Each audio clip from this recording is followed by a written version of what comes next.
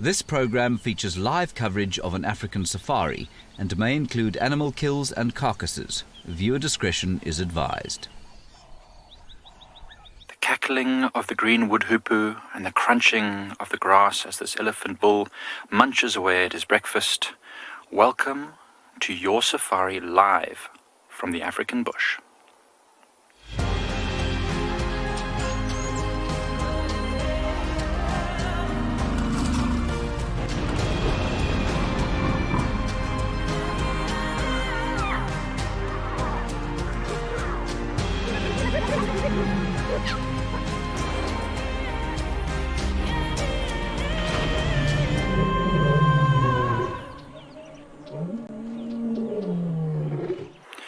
This elephant bull slowly feeding up onto the crest where it's a little bit warmer, hidden away amongst these dry sticks and bushes. It's a gorgeous, cool morning here at Eco Training's Pridelands Conservancy. Hi, I'm Mike. Behind the camera we've got Seb, and of course we are enjoying a good sunrise here with these elephants. It's a gorgeous morning and we love it. We are so glad to be out here this morning on safari. We've been lucky so far. We just went a short distance and we ended up finding this elephant, although he's currently playing a game of hide and seek with us behind these bushes. I can try and move us a little bit. Let's see, is he going to come out? No, he's going to stay exactly where he is. I'm going to reverse us just a little bit so we can see this elephant slide. So they're busy scouring for any short herbaceous plants and any roots and shoots that might be there. Oh, then he's going to go and join. There's another elephant that's just on the other side of this rise. It was with him and they've just separated as the other one moved off to find better feeding. And there's a few drongos in attendance, fork-tailed drongos, just catching the insects. I'm not going to keep repositioning because it's just lots of sticks. Oh, Krishna has asked a great question about how far elephants can travel. Good morning, Krishna. Elephants can travel long distances, incredibly long distances, in fact, if they are searching for food. You might find that an elephant will cover 10 or 15 kilometers easily in a night in search of the best shoots and roots and even water sometimes if they're particularly thirsty. Remember, they can cover ground more than 6 kilometers an hour. And we walk at a normal pace at about 6 kilometers an hour if we're doing a fast walk. Elephants probably much faster than that. And so, yeah, it's easy for them to cover that distance. As they walk, they just grab branches, they keep moving, keep grabbing branches. Yeah, and they can end up covering huge distances. In very, very dry areas, in desert-like areas like parts of Botswana, maybe even Namibia, you might find them covering 30, 40 kilometers in a day to move between feeding grounds. So that's amazing. Remember, they're large animals with lots of stamina and a slow, plodding walk as they feed and move at the same time. Remember, they can carry their food with them because they are so big. They'll just literally grab a branch and just snack on it as they walk. They have to eat a lot though, so they do need to eventually stop somewhere to have a good feed.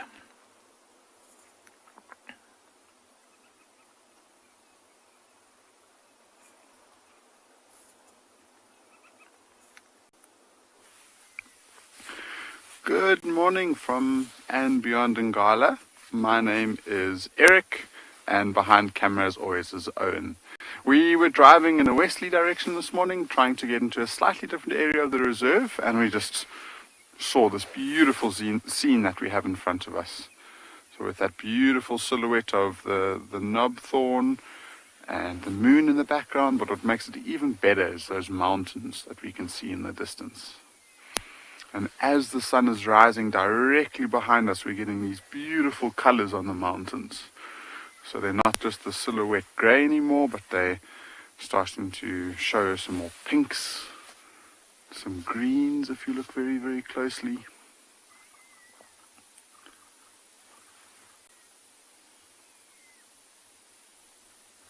And also just the birds that are around us. We've got some swains and spurfowls. There's a couple of youngsters that are communicating with one another, so there's a very high-pitched whistle going on. There was a whole flock of buffalo weavers that were around. And now there's a couple of magpie shrikes that are perched on the different sticks around us. So it's a beautiful scene for the morning. We're hoping that it's going to bring on some really good sightings for us today and tomorrow.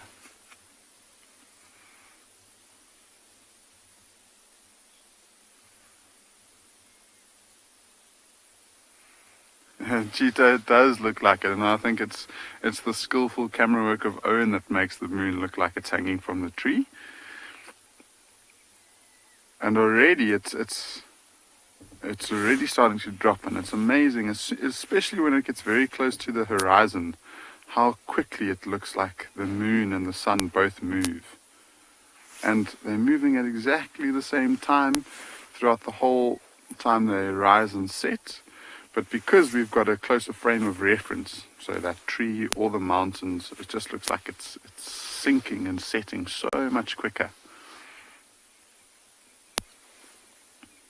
And it is a beautiful, beautiful moon, completely full.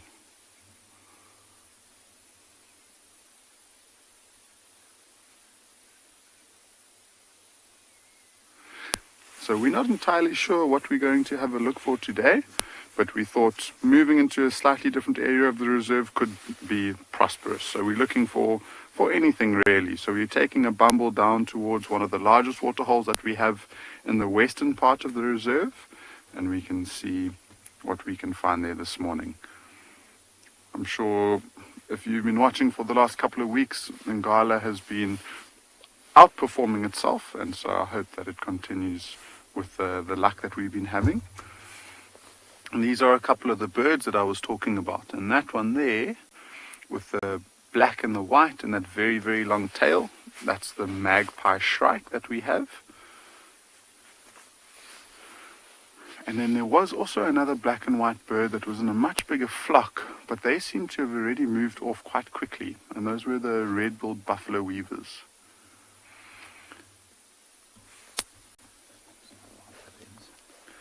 You might just see we do have a bit of condensation, so that's what that little white thing is just to try and clear the moisture off of the lens, so we can show you the crystal clear image of what we're seeing.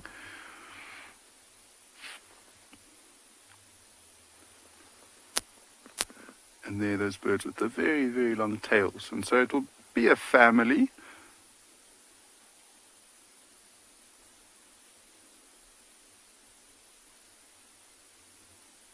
Sure. Yeah, Viet, that's a very interesting question. And I mean, if a bird broke its beak, I don't think they grow back. So I don't think it would have the ability to feed itself, which means that the likelihood of it surviving is probably very low. Having said that though, these beaks are very, very, very strong. They are very, very hard, and so I don't think I've ever really seen a bird with a broken beak myself. You think of the slightly more delicate species like the sunbirds, who've got these very, very long, skinny, thin beaks, and they're probably more likely to fall off. But then again, they tend to drink more of the nectar than actually catch and eat with the beak. So maybe they would have a slightly better chance of surviving. So this site is only getting more beautiful. Owen and I are heading straight towards the moon and see if we can get to that waterhole this morning.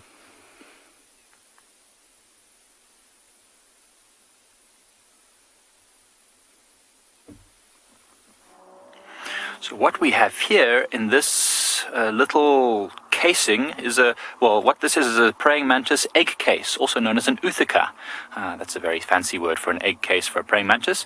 And it's really interesting, there's a little tiny spider on it. I don't know if you can see the spider, it's very, very small, but this egg case, this praying mantis egg case, looks like it's damaged or it's been opened already, meaning that either the praying mantis youngsters have already hatched and come out, or this little spider has been preying on them. Or maybe it's been damaged by something, I'm not sure. But a praying mantis can be quite big. I mean, maybe as long as my finger when they're adult. Giant green mantids can be bigger than this. And they lay this egg case, and there can be dozens of little eggs in here. And they're covered in this hard, waxy, sort of papery covering. And when they hatch out, the tiny praying mantises are very small, and they can get hunted and preyed upon by little spiders like that. That might be why this spider is actually here on this egg case. Maybe it was hunting and catching these tiny mantids as they were coming out. Yeah, sure, I can definitely try that. So I don't know if you can see it just above where my finger is. There's the tiny spider. It might not be easy to see from the You can see it there. So little brown spider, and yeah, there'll be dozens of little praying mantises, and the praying mantises become predators themselves once they're large enough. So this tiny spider might actually become the prey for these baby mantids once they get a bit older. Very cool.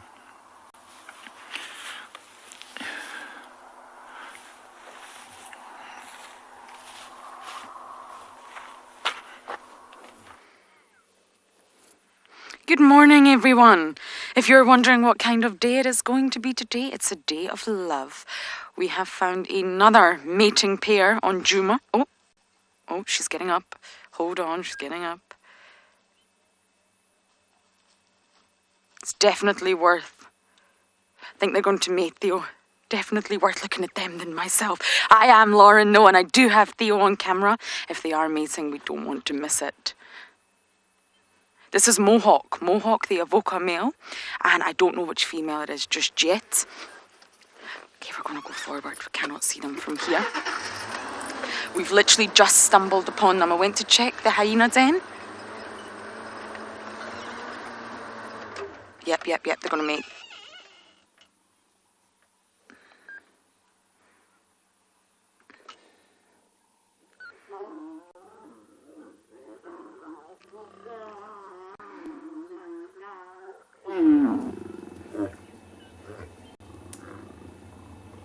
Stop snarling at her, Mohawk.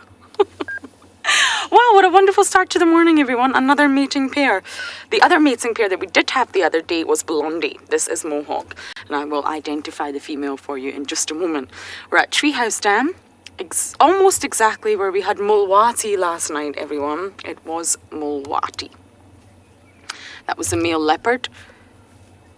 So, yes, I'm Lauren. Good to see you. And he vanished. Mulwati vanished. He's very skittish. And to be perfectly honest with y'all, it's really disappointing that the most dominant male in Djuma these days is no longer Tingana. It's Mulwati. And it's just very frustrating that he's so skittish. He doesn't come from this area. He dispersed to this area.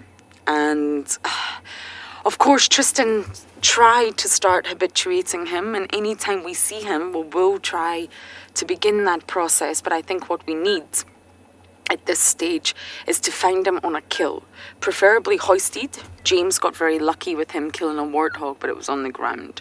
And what that meant was he can just use his powerful shoulder blades and pull the warthog further deep into the thicket. What we really need is Mulwati to hoist his kill, and for the vehicles to just spend, not too many vehicles, maybe just one, to spend time with them, even out of game drive time. We'll get permission and we'll just spend time with them so we can get used to the car, the smell, the sounds, just keep talking and begin that habituation process. But sadly, we've just not been given the chance here. So it's rather frustrating. Many of you know Tingana was such a relaxed male. We spent so much time with him. Okay, now that the mating pair have finished their business, I'm going to reposition. I found tracks for the entire pride.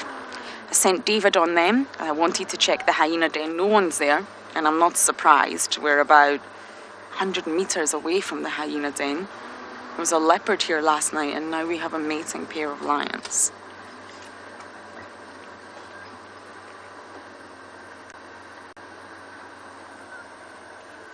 Okay, so my morning is sorted with this new honeymooners, so I'm going to reposition and hopefully we'll catch them mating again soon.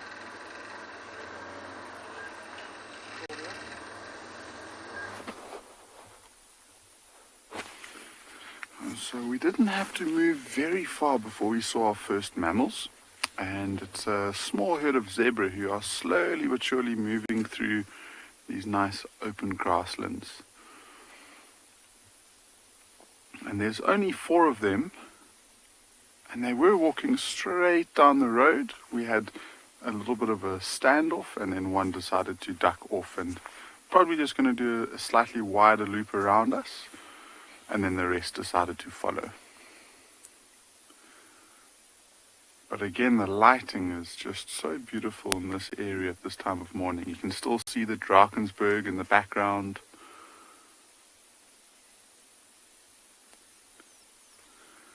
and they're just about to disappear. So I think we might end up driving along the road to see if we can get towards that waterhole that I mentioned. There's actually there's a bird that's hiding itself. It looks just like it's the foliage. Can you see it there, Owen? So on the left hand side, it literally looks like a clump of leaves, just down to the left of the moon. So we'll start from afar, and even from now, if you look in the center of frame, there we go, there it is. And we almost went by without noticing at all, and then I just looked, it looked like it could have been a hornbill with that long tail, but let's have a closer look at it, because obviously as it turns, you can't see that very, very long bill, charismatic of any hornbill species. So it's got that long tail, it's got quite a robust bill, and then if you look at the colors that it has, that black, oh there we go, there's a really nice view of it. So very, very white front, on the brown on the back, and it's just starting to move around. And this is beautiful because the light is perfect. See if you can see the color of its eye. It should be this really, really distinctive bright red color as it hops down into the grass again. So that was a bird called a Burchell's cuckoo. And the way that it was up in the top of the tree all fluffed out, it must have been trying to warm up for the morning before it started its day. And it will live pretty much on the ground most of the time, unless it comes up to give its call or to warm up in the sun. And in this grassland, they can move very, very quickly running through the grass. Another look at that moon.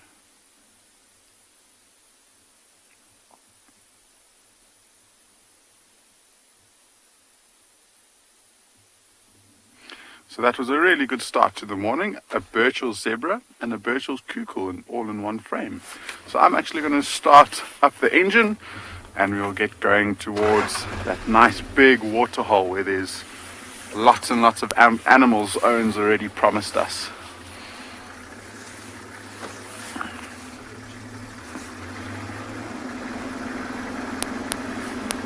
So this is a road that I always really enjoy driving, not only because of the scenery, but the vegetation just seems to attract these general plains game.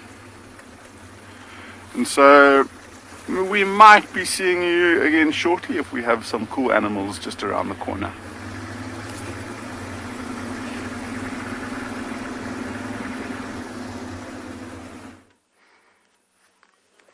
Our lions are off yet again.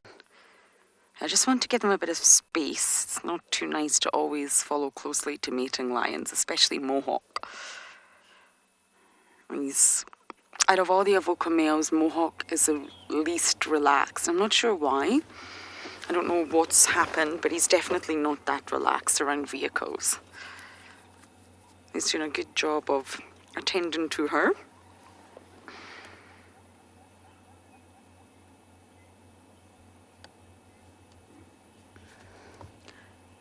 Oh!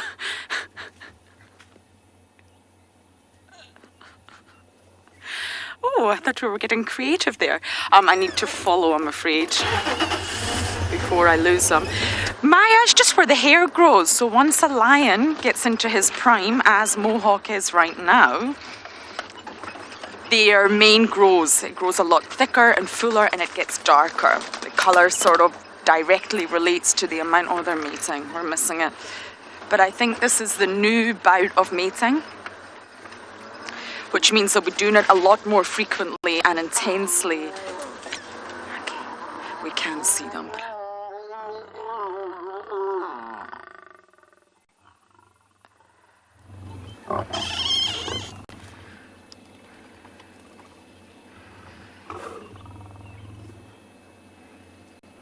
yep, I think this relationship has just started. Already we've had 2 bouts of mating. They're at the start of their mating bout, their romantic relationship together for sure. Once they go flat, we'll reposition. If you compare it to the other day when we had Blondie and his lady, it definitely was not this frequent. They were exhausted, they were sleeping more than they were mating. This is a fresh relationship.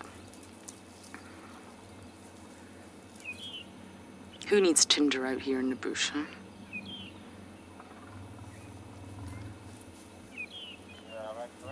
So yes, Maya, I'm so sorry for your question. I got disturbed there because our lions were being active. Yes, so once they come into their prime, which is normally between 5 to 7 years old, the hair grows longer, thicker, and this is when the mane will be at its fullest. And the hair just grows down to the elbows too. It's just where lions have hair. And some people think it acts as sort of padding. A nice elbow pad. Male lions are known for, well, hurling their bodies at prey and at each other. Male lions will fight. That's a wonderful view. Are you enjoying the 5 out of 5 views of Blondie here? I don't want to turn on the engine because he's currently staring at us. So we're going to have to deal with this wonderful view of a section of his body. I'll move in just a moment, everyone. So yes, the hair just grows down to the elbow. I'm actually going to go forward and you'll be able to see how far down the hair extends on his chest. Are you ready? Just go forward a little bit here and you'll be able to see him. Oh, there's a delightful branch in the way. Anyway, you get the point. The hair extends all the way down the chest onto the elbows. And there's lots of different theories about lions' manes. People think that, well, some theories suggest that the thickness of the hair actually protects the lion in battle around the shoulders. And there's another sort of hypothesis in the animal kingdom called the handicap hypothesis. And what that means is just like an Nyala's long coat or a lion's mane, it's when a species has something that doesn't seem to fit its environment. So if you look at this lion, he's in a very hot, dry environment here in South Africa, and yet he's got this huge mane of thick, heavy hair. And you would think that that would weigh him down. It would cause him to not be as successful. He's got to run, he's got to fight, he's got to hunt, he's got to mate, especially in summer here. It gets so hot. So the handicap hypothesis suggests that this is for sexual selection. So this is a way of saying to the ladies, hey ladies, I got this big mane of hair, but yet look at me, I'm magnificent, and I can still hunt, and I can still attract the ladies, and I can still be a magnificent male lion, yet I've got this handicap of this mane. So it's a really interesting hypothesis, and it's prevalent throughout the animal kingdom. Many different species have something that doesn't quite fit the environment, and it's said to be for that reason, a lion's mane. So I hope that answers your question, Maya. I feel we may need to reposition in a moment. It's not ideal looking at Mohawk's face through the thicket here. He's watching us. We're just going to be really careful around Mohawk.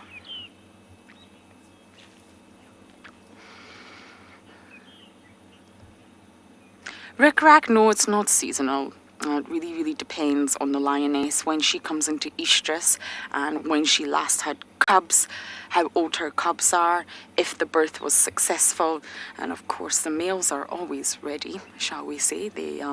Yes, they just need the green light and they're ready to go. But for the lionesses, it's definitely different, and it depends on a whole sort of bunch of factors.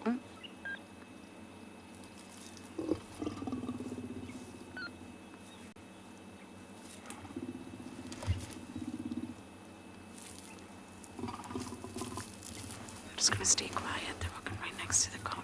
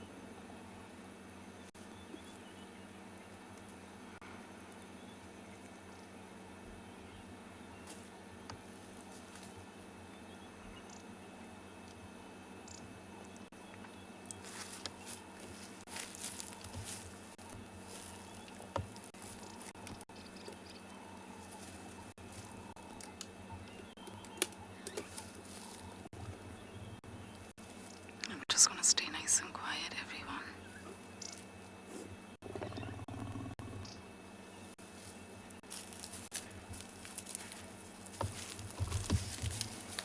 Okay, they've moved off. Theo, is your heart pumping? I think it is. Okay, we're going to keep a close eye on these lions for now.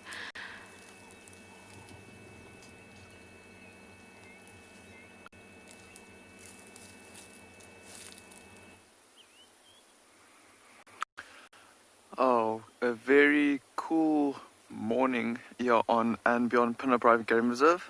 Hi, my name is Djuma, and behind the camera we've got Marcel, and we've actually just found some white rhinos there in the distance, and it seems like there's actually a tiny little calf with them as well, and they are quite far away, but we are gonna just stand by here in the distance and just wait for them to get a bit closer to a road or so.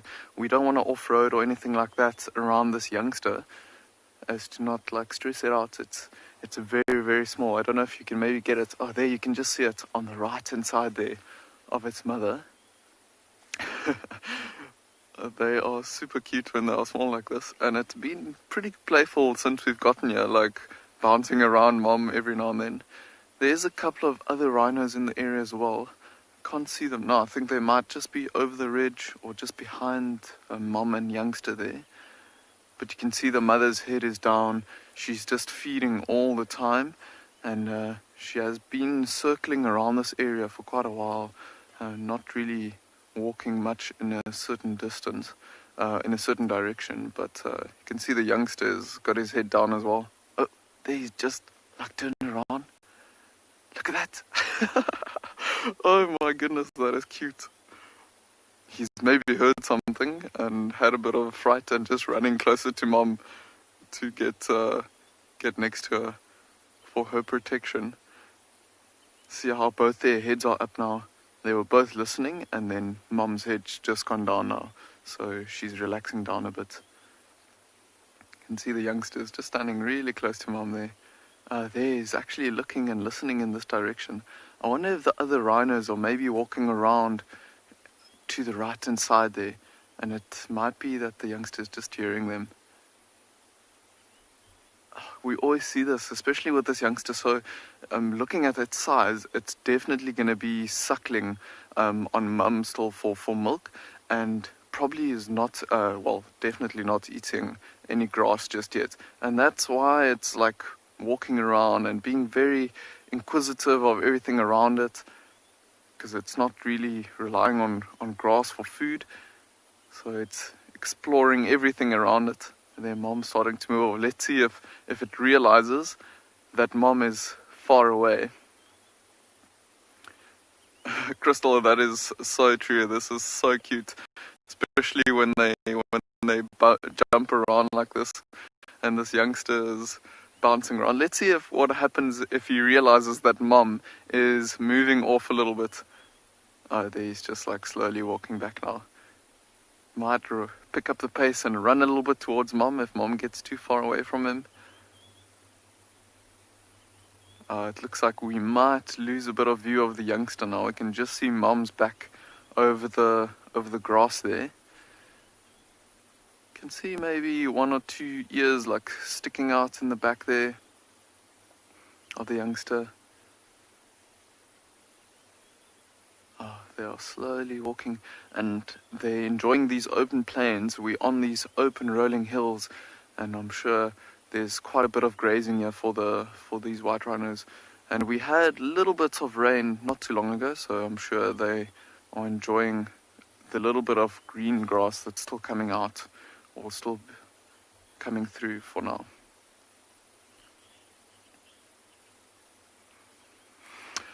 Harley, that's a good question, and they actually do. Rhinos do tend to sometimes sleep for quite a while at night, finding a spot to lie down, often a few of them together and so, but because they have these big bodies and they have to keep that energy flowing, they do tend to stand up every now and then, feed a little bit, and then lie down again.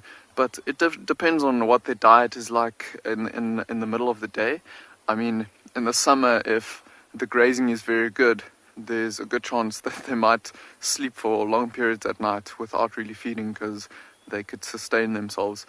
But a very good question. Like, I think when we got here early this morning, just as the sun was rising, she was already up and about and feeding. So I probably got up fairly early this morning. And you can imagine this female, she must be feeding even more so now because she has to produce milk for this youngster as well. So it's obviously taking a bit of energy of hers to produce this milk, and probably has to feed on even more grass than usual. You can just see her back like sticking out there on the horizon now.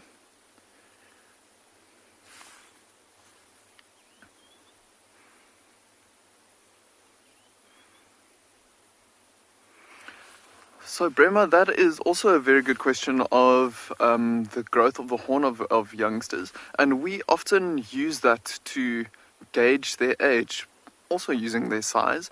But within like 6 months to a year, you can already see a little bump starting to grow on the rhino's face. So the front horn, that is the biggest horn, you see that fairly early on, already from just a couple of months old or so.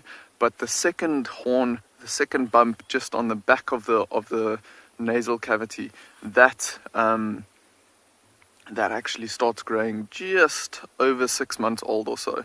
And when they're about a year old, then you can really see defined bumps on their faces. And that's kind of how you can gauge when they'll stop, when this youngster will stop suckling. So when it gets that second horn and the first horn is just starting to push through, and it's about a year old, you know that it's going to start feeding on some grass. Oh, there's a second rhino coming out on the left-hand side now. And immediately just saw the reaction of the mother picking her head up, and look at the youngster coming closer to mom now as well. And actually coming to investigate the other rhino. Look how it's going past mom there. The other rhino doesn't look too interested. I'm just going to have a look through my binoculars, see if we can maybe see by the size of the body or so if that is maybe a bull or not. And looking at the one on the left hand side, if I look at that muscle that's behind its head, it looks like it's got quite a big muscle there compared to the female that we've been looking at the whole time. So I think this might be a big bull. And just by looking at the way that he's walking with his head down low, he's not feeding.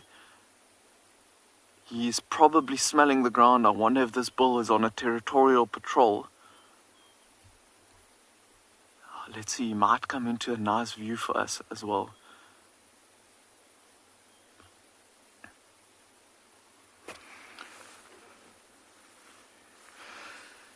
Cheek, that's not always the case, especially with rhinos. Their smell and hearing is very good.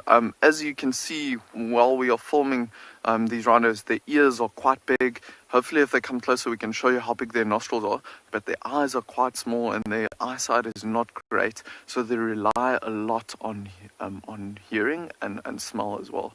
So I'm sure these rhinos can hear us and smell us, but almost 90% sure, 95% of the chance that they can definitely not, I don't think they can see us from where they are right now. They can see the bull just picked up his head now, listening towards us. And look how the rhino calf is now actually between mom and this bull.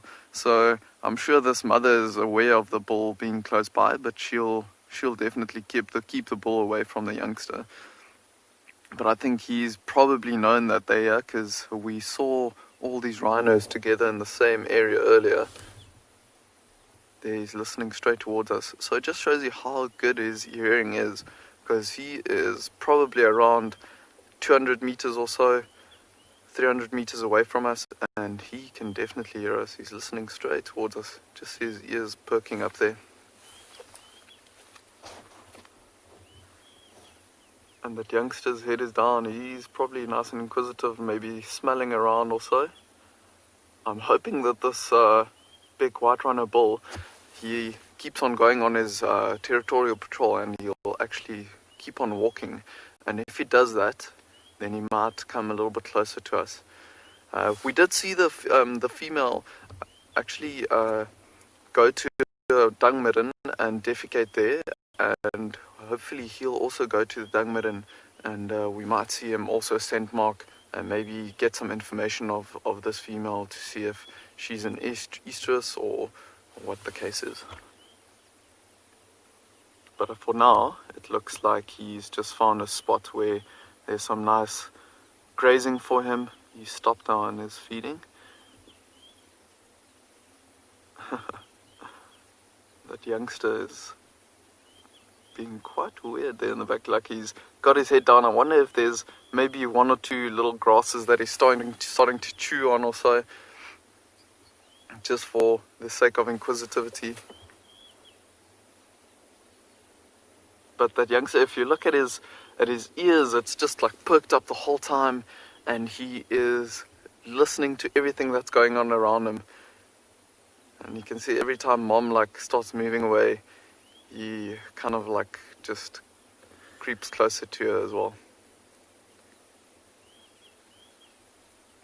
There was actually quite a few rhinos around this area. I wonder if the rest have maybe moved off because this is a dominant bull, and they'll try and avoid being too close to him, especially if the females are not in estrus and if there's some young males around or so. This does look like a dominant bull, so I think I'm going to stay here and wait for them to come a bit closer to the road, and we can maybe get a better view of them. So we'll just hang around here for now.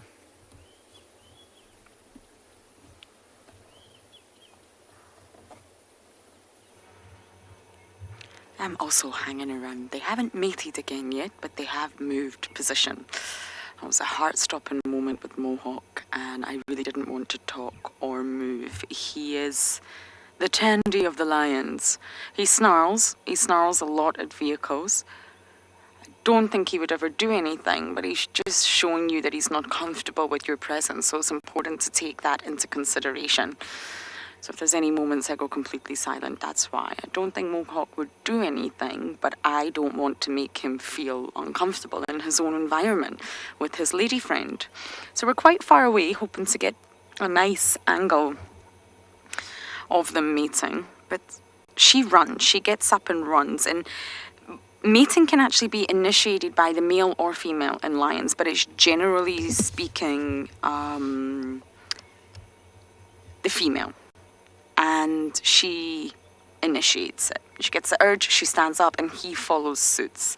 The males are just sort of like, well, shadows. And she does this by something called lordosis behavior. And what that means, it's present in all mammals. I think only mammals, but I'm not entirely sure if it extends into other sort of groups of animals. But I think it's mainly for mammals, and it's a presentation of the body for sexual receptivity, and it's the position, it's what she does. So basically she's ready, and she will present her rump, the sort of rear end of her body, arch her back, put her rear end right in front of his face to make sure he gets the signal, he gets the point, just in case he was missing what she was trying to say. And she lowers herself on her forelimbs, and her hind limbs are obviously ready. They're in a specific position for mating. They're ready for that. She can also arch the spine. It's a very specific sort of body posture, and it's called lordosis. And that's normally what the female does to entice the men, or the males. She's trying to say, hey you, I'm ready, let's go. But mating can be initiated by both male and female. And with Blondie the other day, he was initiating it. As I was watching, it was sometimes coming from him. But so far... Oh, big yawn. It's coming from her. And the females continue to breed until they're very old, because, of course, it's all about your reproductive success. And they're said to try and produce a litter every 2 years. So going back to that question that I was asked earlier by Rick Raff, every 2 years, they'll try and produce a successful litter. And in the Kruger, it differs all across. So the Masai Mara will differ from the Serengeti, that will differ from the Kruger.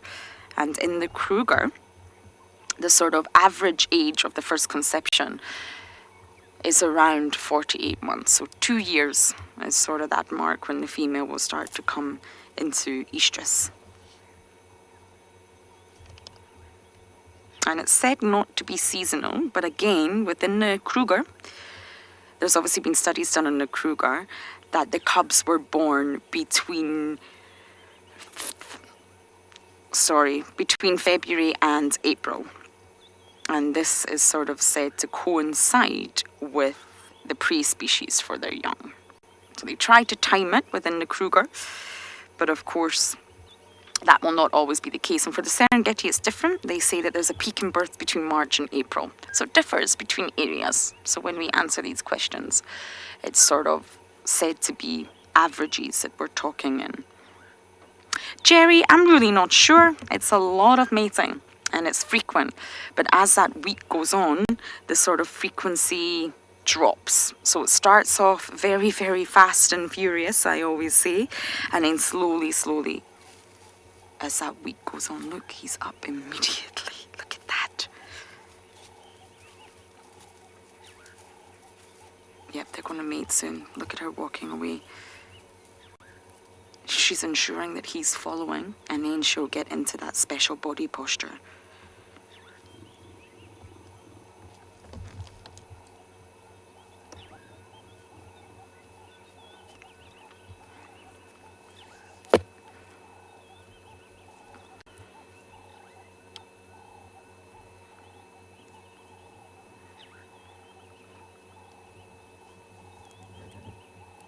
Now, lions actually have a very low fertility rate, which is exactly why they mate so often.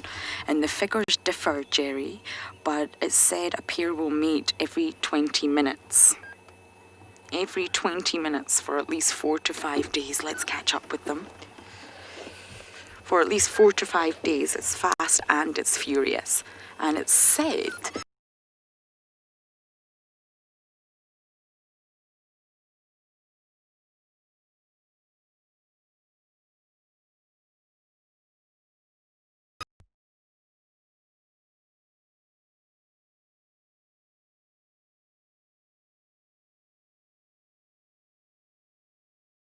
6 seconds is very long. Okay, I'm going to try and catch up with this. Once again, Pride Lands is producing prodigious, profuse herds of elephants. I tried to do some alliteration there. It's good to keep the brain working so early in the morning. As you can see, a big herd of elephants, including lots of youngsters, very, very tiny elephants all around here, which is great. And they're actually looking in the direction of Ndlovu Dam. So maybe later this morning, once we've finished searching around Pride Lands for whatever else is around, we'll come and wait at the dam and see elephants go and drink when it gets warmer. It's supposed to be a very warm day. It's supposed to get very cold tomorrow. It's gorgeous to see them in this morning light. They're probably staying here just like we are to get nice and warm. Plenty of elephants. There's a big herd actually.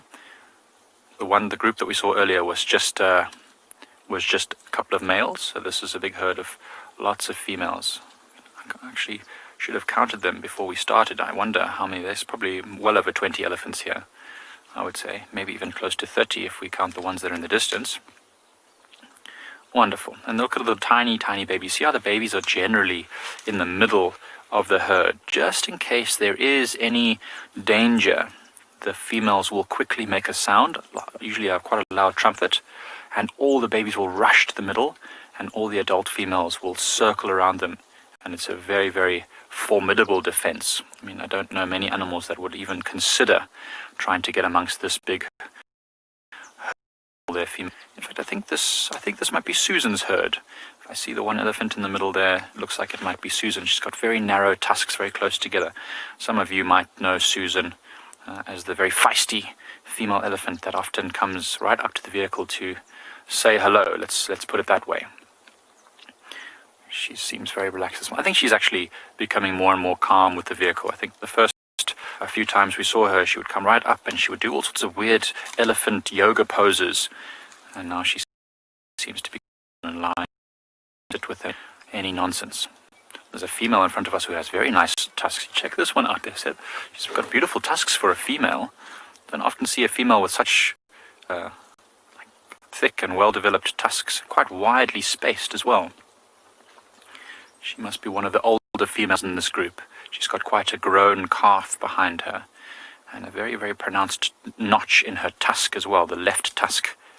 So she's probably a left-handed elephant or a left-trunked elephant. So you see that notch there, you can just see the right one is quite blunt, the left one's got a notch. Perhaps she uses them for very specific tasks, each of those tusks. Remember, they are tools.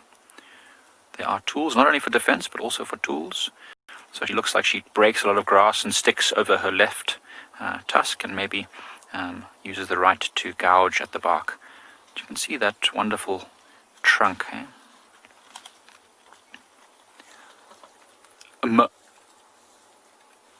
Momo's asking if it's easy for elephants to digest these branches, these dry branches that they're feeding on.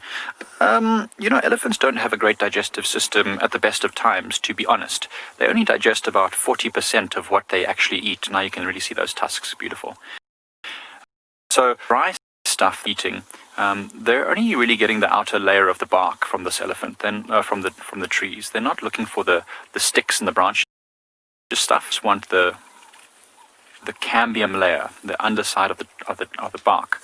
But that's not easy for them to digest. They crunch it up with their teeth and they try and soften it, and then they only digest 40%, and then it comes out the other side 60% undigested. That's why you'll see lots of birds and squirrels digging through elephant dung in the hopes they might find some undigested seeds and think, oh, here comes Susan.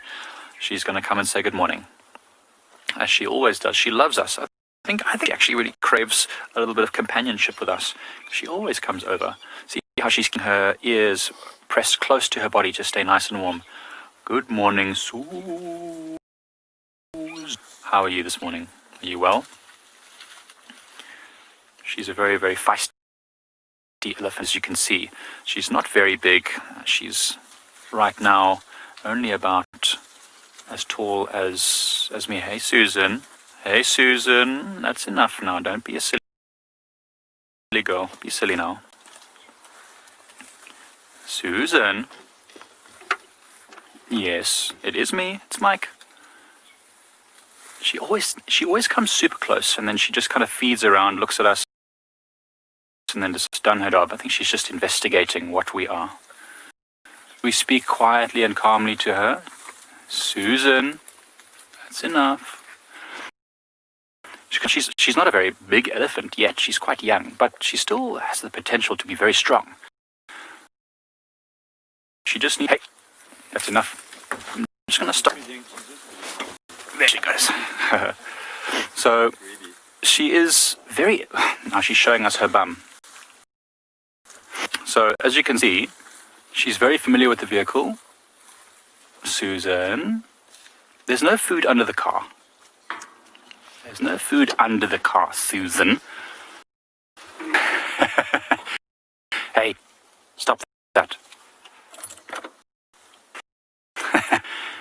Silly girl.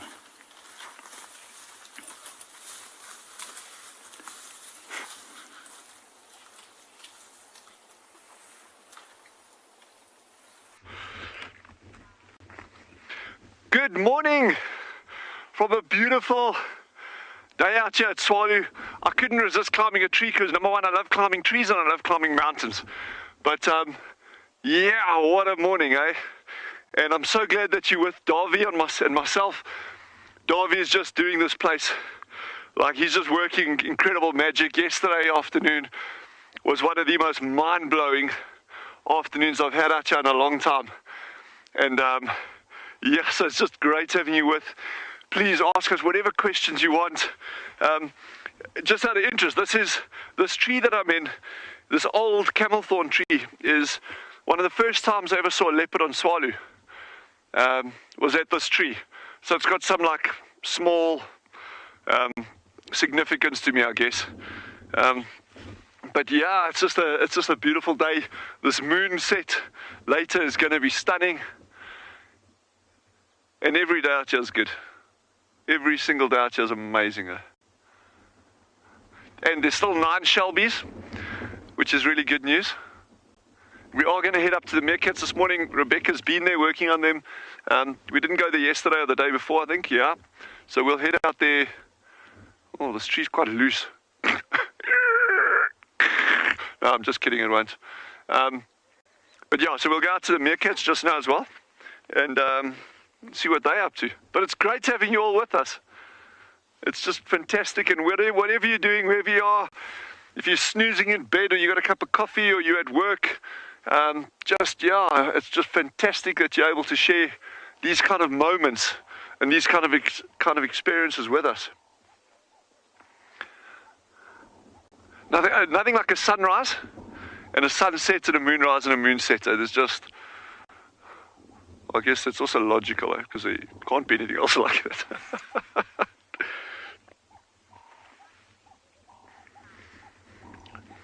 Oh, Bex has asked, do I have a favorite tree to climb? I absolutely love that question. I have no favorite trees to climb, simply because they're all my favorite. And the higher you can get, the better. And, you know, yes, I've climbed some hairy, scary trees with lots of thorns for various reasons. On some occasions, I've had animals that have given me good incentive to climb trees, things like buffalo. But mostly it's just enjoying myself or looking for birds' nests or that kind of stuff and that. So yeah, it's all good fun. Any trees are good. Trees are your friends, though. Yep, old man.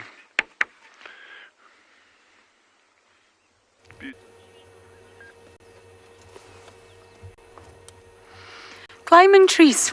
I definitely will not be doing that, everyone. Our pair have settled, and it's very interesting watching them. They can't keep their eyes open. You know that groggy way when you're so tired, you're watching a movie, and your eyes are swimming in your head. That's what's happening. They're exhausted. I can barely watch 10 minutes of a movie these days, and I'm gone. And it just reminds me of that feeling when you're so tired. Mohawk's eyes are swimming, but he keeps opening them to make sure his girlfriend, for the time being at least, is still there. He's facing her. He stays as close as possible to her so that he can feel as soon as she stands up. Now, they have such long, protracted copulations. Why? Why do they do this? Why is it such an intense affair? Why is it so frequent, so fast, and for a long time? It's not just a one-off sort of mating or copulation. It's very extended. And this is because when the female first goes into estrus, it helps stimulate her to ovulate. So obviously she will be releasing hormones and pheromones that the male picks up on through scent, and he knows that she's receptive. He knows that she's ready. It's not just from behavior. Behaviorally, she's showing him, but he will be able to understand a lot more than that through scent. So they start mating for such a long time because she has to be stimulated to ovulate. The first few days that they mate, she probably won't ovulate, and the mating will and the mating will therefore not be successful. Also, this gives the female the chance to confuse paternity. So in the long run, it gives her the chance, because the male that begins mating with the female normally becomes so exhausted after 3 or 4 days, she can actually then move on to a different male. It gives her the chance to mate all the way through the coalition, which doesn't sound so nice, but she needs to do this. Biologically, she has to. She can mate with all the males. And once he gets so exhausted, he can walk away and actually leave her to a different coalition mate. Which sounds bizarre, but if the more males she mates with, especially within a coalition, it's safer for her and it's safer for her offspring, because all the coalition males will believe that the cubs are his, even when they're not. Science actually says that normally it's the first male that starts mating with her that will be the most successful. Due to genetics, it's normally the first male that sort of wins the battle. But at the end of the day, it doesn't really matter, because the second male or the third male will still assume, because he's mated with her, that the offspring are his. And therefore, they're all invested to protect the offspring. It's fascinating. So that's why lions mate in the way that they do. She's got to be stimulated to ovulate, and that's done through mating.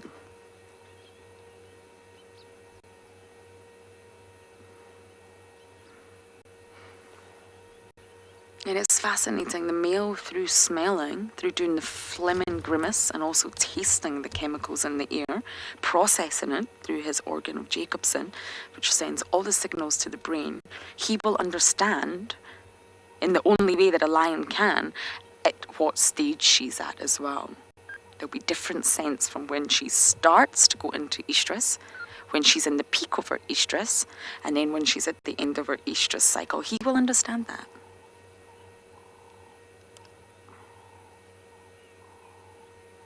The organ of Jacobson is a vomeronasal organ, and it's fascinating. It's in the palate of the mouth, connecting the sort of nasal passages, the roof of the mouth and the esophagus. And it's basically a chemoreceptive organ containing many, many glands that detect the hormone levels. So immediately, any male lion will understand the reproductive status of the female lion at any point. All he needs to do is a good old Fleming grimace. He has to be close to her rear end to do this, but still.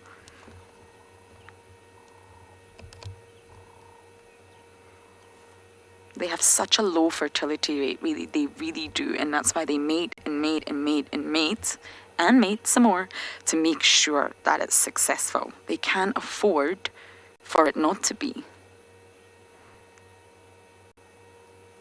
Such a small percentage of mating actually results in conception, which is why they do it continuously.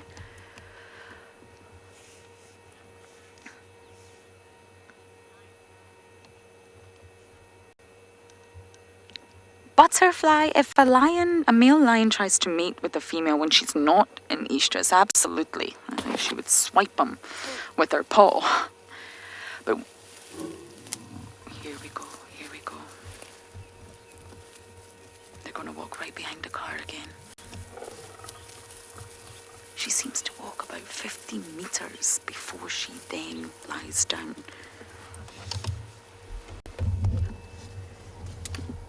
I'm just going to make sure that they move far enough.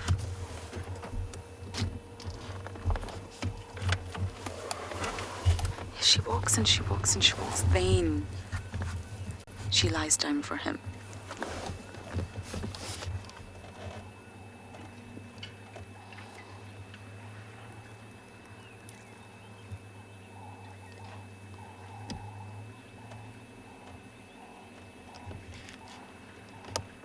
I can see a vehicle there.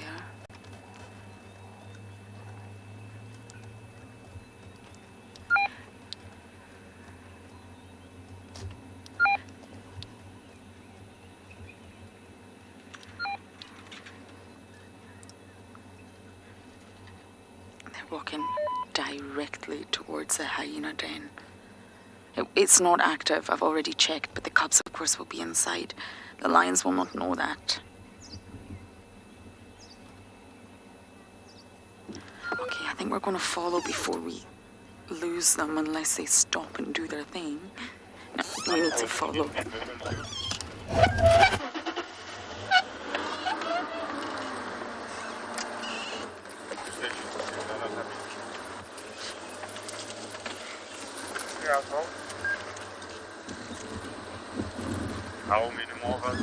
Okay, it's going to be tricky to follow them here. It's very thick. It may take us some time, and I need to get on that game drive radio, I'm afraid.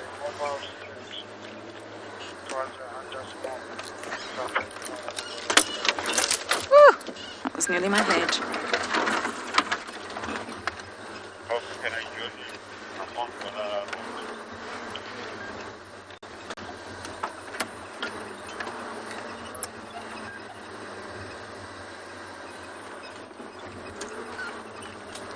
Rexon, is that you? What you got here?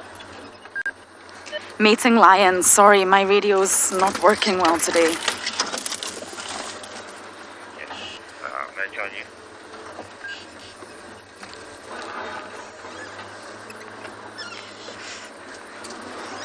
You got a nice angle.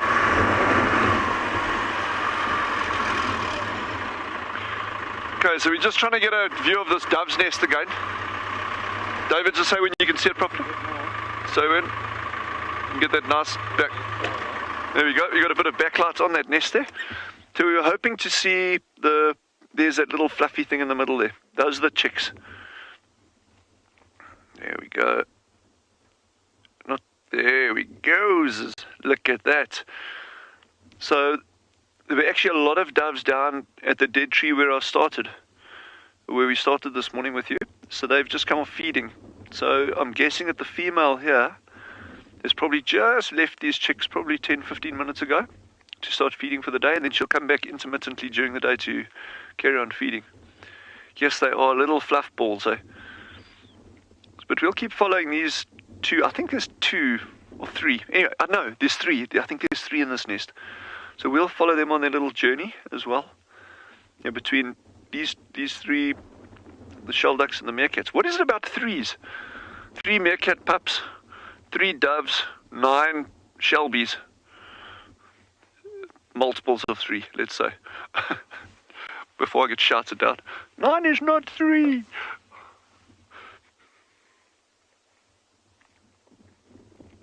Just it's incredible how exposed they are now to the danger of predation. I mean, there's, the tree is, for all intents and purposes, leafless. So those little guys are just sitting out there in the open. And remember we were saying yesterday, it's goshawk nesting season. So we need to be keeping our eyes open for any sign of goshawks. We actually saw a melanistic one yesterday very, very briefly. So if I can find one of those and show them to you, that would be absolutely incredible. Yes, there's so many fun little things to see in the bush.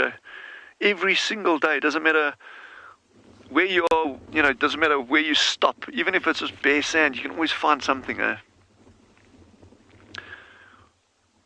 And these little guys have started nesting under our noses. And just think about that. That was all the pairing up. In other words, finding partners, collecting nesting material selecting the nesting site, collecting nesting material, building it, laying eggs, incubating, everything. And we only find them like the day before the eggs hatched, or the day, 3-4 days after the eggs hatched. I mean, this is just going on all over the place, and just shows you just got to be more observant.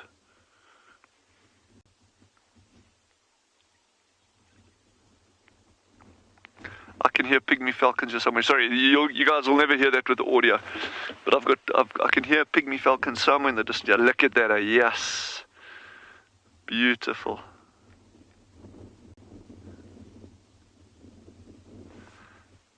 Wow. Now the Kalahari is a special place, eh? Maybe you can all come join us here one day, and then I'll be happy. Yeah. WildEarth relies on support from viewers like you to carry on broadcasting our daily live shows. A small donation goes a long way in helping us on our mission to connect the world with nature. Please visit our support page to see how you can help and become part of the WildEarth family. Good morning and welcome to Djuma out here in the Sabi Sands. We have been on an incredible tracking mission this morning, and we are almost there. I believe we've been tracking what we think is the Unkahumas, and they have been moving and moving and moving. Craig and I have not stopped. We have just been following, off the vehicle, on the vehicle, running through the block, on the game paths, lose the tracks, get back on. So it's been quite an exciting morning. Hopefully, though, we're going to find them. My name is David Hancock on camera. Craig is assisting, and not only being a good cam op, but he's actually quite a good tracker, I must say. So it's very nice to have an experienced cam op that's been in the bush a while, because if I miss something on the left of the vehicle, then he picks it up, and we're working well together as a team. So hopefully we come right with these line tracks. As you can see here on the ground, we've got a lovely fresh track. This is no more than a couple hours old. I'll circle it so you can see exactly. like I say, what I believe to be the Nkuhumas. And what's exciting is they are now on the tracks of buffalo. So, with some luck, we might find that they've actually caught a buffalo in the night, and that would just be good, because that means that they're going to be static and hopefully a bit of feeding action, but no promises yet. We are now on Simbambili. We crossed over, and we are not too far from an area where we can't go anymore, so let's hope we catch up to them before then. But nonetheless, an exciting tracking morning. And if you have any questions specifically about tracking and trailing, which is what we're doing this morning, please send them in. Remember your hashtag WildEarth and kids questions at wildearth.tv. We're going to be carrying on down this road. It looks like they've cut into this big open area, and seeing what we can find. And yeah, hopefully we come right. Using all the tricks in the book to follow up on the tracks. There's many different ways that we use, many different methods to determine how fresh a track is, which way it's heading, and perhaps what they're doing. So let's give it a go. Let's see what we can find.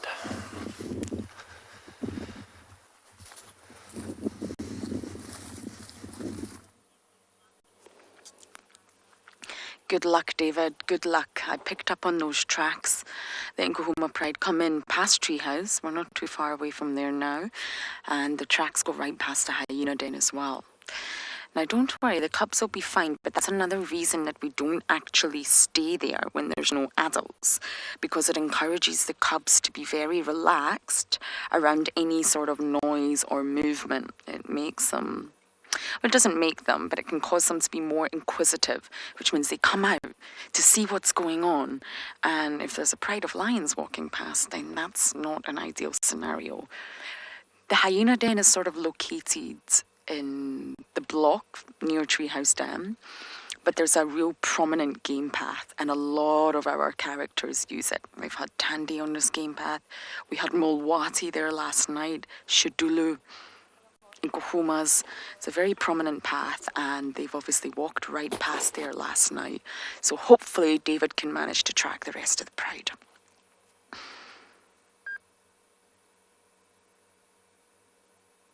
There's something special about watching lions mating.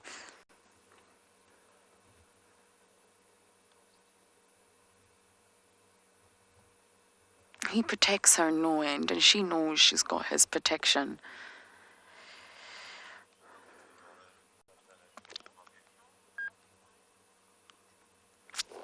Susan, I'm not sure why you think she would be forced out of the pride if she can't produce cubs.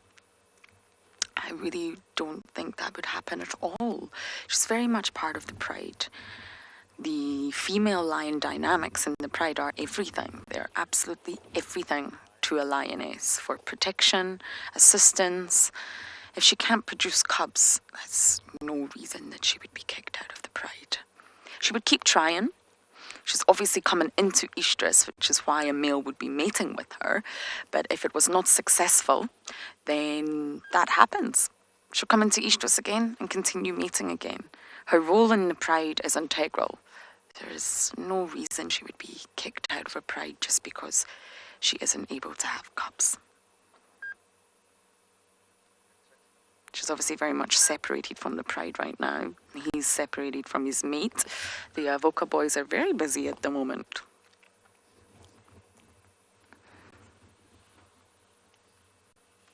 And the Avoca boys, I was actually chatting about this the other day. They've changed a lot from when they first arrived here to now.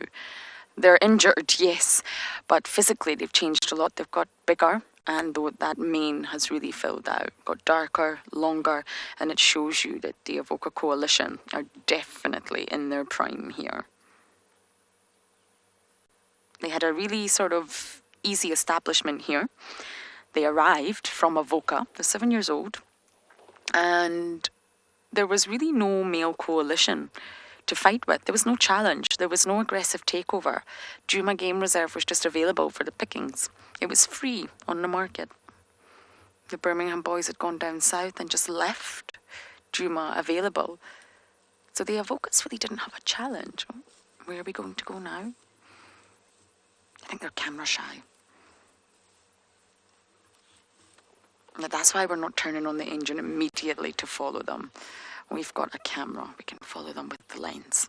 But they're walking straight to the hyena den. Literally on trajectory with it.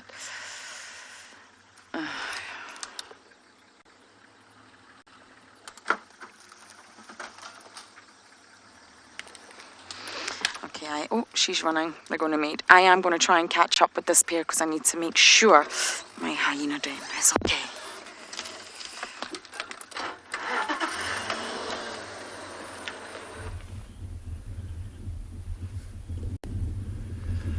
So we've just waited quite a while, and then our tracking vehicle let us know that there's actually a different group of rhinos, and we've just found this group of white rhinos here, and it seems like it's another mother with a calf and four adults. So, and there you can see the mother and the youngster on the left hand side, and there's actually a big bull, just like the other set of rhinos that we had, that's slowly following them. And I wonder if this bull is maybe hoping that this female with the calf is coming into estrus or something like that. But there was quite a nice interaction just now, so we'll just hang around and see what happens. She turned around to him and made like a grunting sound, telling him to keep his distance. But have a look at, there's actually a black bird in that little bush just behind the mother there. That is a fork-tailed drongo, and that bird's just hawking the insects that these rhinos are disturbing. Oh, look at the youngster coming onto the road there. Oh, giving us a beautiful view. Look at that. Okay, I'm gonna just talk a little bit softer. Look how inquisitive he is, coming straight towards us. Oh my goodness, this is so cool. Oh, look at those lips. I'm going to ask Marcel to zoom in onto those lips there of this youngster. Kerry, they actually do have a loose social structure. So small groups of rhinos like this, often known by the collective noun as crashes, are quite common. Dominant bulls like this one close to the mother, he most probably will be alone most of the time, only meeting up with others when he needs to mate or fight for territory or so, but it's not uncommon to find groups of rhinos together. Often youngsters or sub-adults of similar age or so. Look at this youngster, he's got like a piece of grass in his mouth there. So remember how we were talking about the age of young rhinos and when they start feeding? So this one is probably just under a year old or close to a year old. And you can see he's obviously starting to enjoy a bit of grass, but still very inquisitive. Oh, there he's coming closer. Look at this. Oh, this is so cool. How are you doing, little guy? And then there's some red-billed oxpeckers also flying between the rhinos. He's just coming to listen to us. I think the wind is blowing our scent away from him, so he's not sure what we are. He can hear us, but I don't think he can smell us that well. Oh, Mom's just picked her head up, looking at what the youngster's doing. There we go. Okay, keeping very quiet now. Let's see what happens.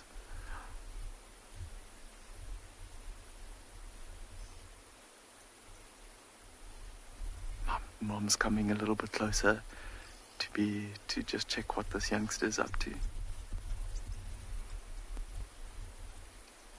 Oh, look, here comes the bulls coming closer as well. Let's see what happens.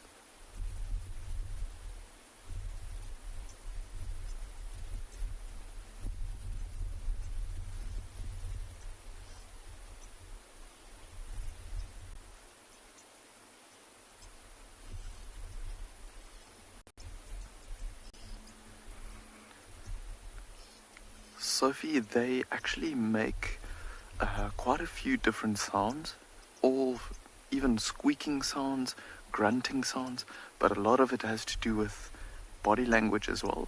So while we're sitting here, we're looking at their tails. If their tails curl up, it means that they are agitated. See how this female just turned back towards the bull behind them now, just for a moment. And that's also a lot of communication happening. maybe even the ears being pulled back is also a sign of irritation or so. So a lot of it's body language, but they do make quite a few different sounds. Hopefully this bull comes a bit closer and then we might hear the sound that the female makes. Oh, look, how incredible is this? We are literally not even 10 meters away from these rhinos. So inquisitive. And look at this, you can see properly now with this youngster being so close, that flat mouth that the white rhino is known for. And you can just imagine how well this mouth of this youngster is developed to at some point be feeding on grass and just be pulling them off very easily.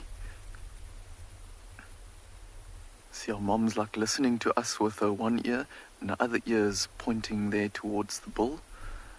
And this youngster is also listening to my voice. Very inquisitive of what's going on here. Not every day you get to spend time with rhinos so close to you. This is incredible.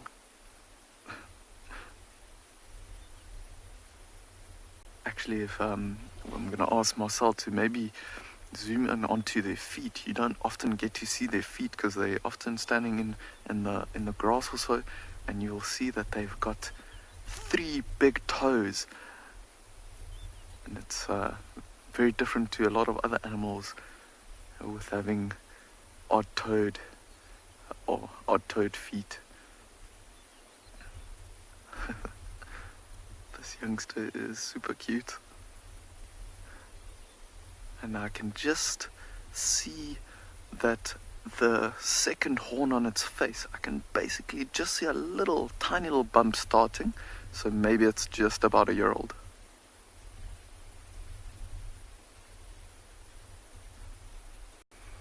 Yeah, Eleanor, it's such a cute little rhino. Oh my goodness. And you can see Mom is not too worried. Looking at her behavior, she's more worried about the bull coming closer to her than us being here. She's listening to us, obviously being cautious, but her tail's not curled up or anything, so not too worried about us at all. They're starting to move off. Let's see, this bull might be following them everywhere they go.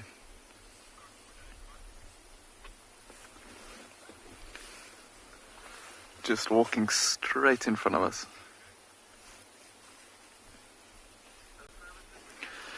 So Diana, that is a good question, and that is part of our anti-poaching effort on andBeyond Phinda Private Game Reserve. So it's a method of identifying different individuals and so on by notching the ears, and that in that way we identify rhinos and we'll put them into like a system, and if we know we haven't identified a rhino for quite a while, we maybe go and search for it, and it's basically for research purposes as well, obviously doing a lot of research, the movement of different individuals and so on. But you might find that there are rhinos that have notches and like little nicks in the ears just from over the years having ticks feeding on the blood in the ears or on the edges of the ears or so. Slowly moving off the mom and the youngster, I'm going to ask Marcel to actually go back to the bull here. He's now standing right against the tree here, and he's got quite a bit of a different coloration to him, and that is because he has been, oh, look at that, he's scent marking, curling up his tail, and I think he might be urinating. Yeah, just spraying the urine where he's going. Let's see if we can maybe see it. There his tail went down again. So he was actually mud wallowing either yesterday afternoon or maybe early this morning. Probably yesterday afternoon. He doesn't look too wet. Trying to get rid of some of the external parasites and also to cool down. But he's following this mom, because I wonder if this female is maybe showing some signs, or maybe you can just start to smell that she's going into estrus. There's now a young bull that's standing next to the road, to the right hand side. Let me just quickly have a look through the binoculars. Yeah, it looks like a young male, and this bull is the big bull has just turned towards him, and that's the body language that we're talking about. He just turned towards him, showed his face towards him, and that other younger bull is now walking away from us, trying to keep his distance. What incredible interaction seeing this, because this young bull, I'm sure he's probably not interested in mating just yet. I wonder if he's maybe a previous calf of this female, and he's just trying to stay close to mom also, trying to not to leave her just yet. Could be that he's just moving with the rest of the little crash of rhinos that we have here. Right, I think, let's see if we can maybe creep a little bit forward. I'm just going to move the vehicle up the road here, and then we can film a little bit down the hill. Maybe get a view of, maybe get a view of the female with the youngster a little bit better. But I think we're gonna stick around with these rhinos for now, and maybe see if they move closer to a different road or so.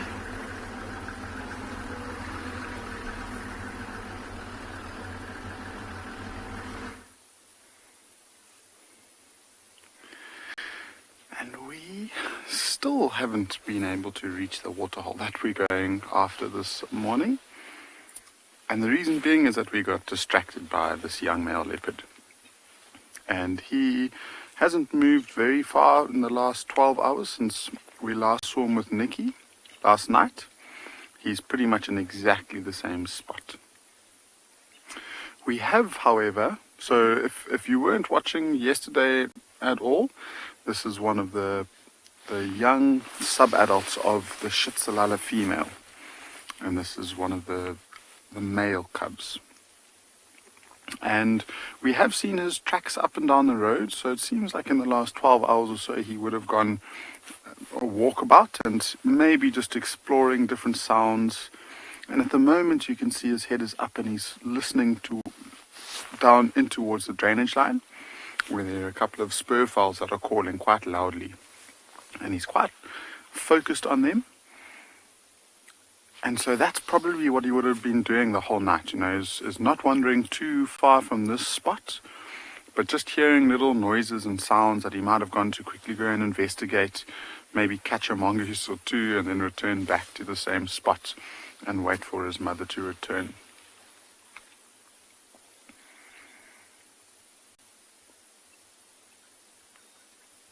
And in such a nice spot for this morning. I mean, he's on this really beautiful termite mound, which is pretty much eye level for us, so we get to see such a nice view of his face, especially when he turns like this. And although there is a bit of grass in front of his face, it is quite pretty to see that those really nice big golden eyes looking at us now. And that's such an advantage of being on an elevated spot like this. It not only gives him the opportunity to warm up in the nice morning sun, but then it just gives him a little bit of a height advantage, so he gets to see that extra 4 or 5 meters further into the bush. And so if there is something that's potentially dangerous, he might have just, another couple of split seconds to react and run into an area where he's slightly less exposed and more safe. And to me, that would be straight down towards the drainage line, which is directly away from him. You can see where all of those green trees are in the screen. That's the spot that he would head to if he was feeling threatened by anything.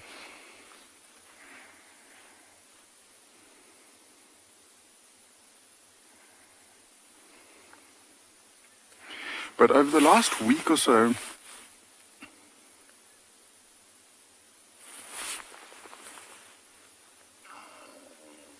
so Audrey, that's a good question, and I'll have to see if I can come back to you. I would imagine that their whiskers grow longer with age, because those whiskers are a good example, basically as wide as their body is, and their bodies get wider with age. So I would imagine that their whiskers would grow as well. So I mean, from past experience, I think definitely they will grow. When they stop growing, I'm not sure, but eventually they will. But it's just such a nice example. I mean, over the last week or so, we've had 2 different leopards with almost exactly the same behaviors.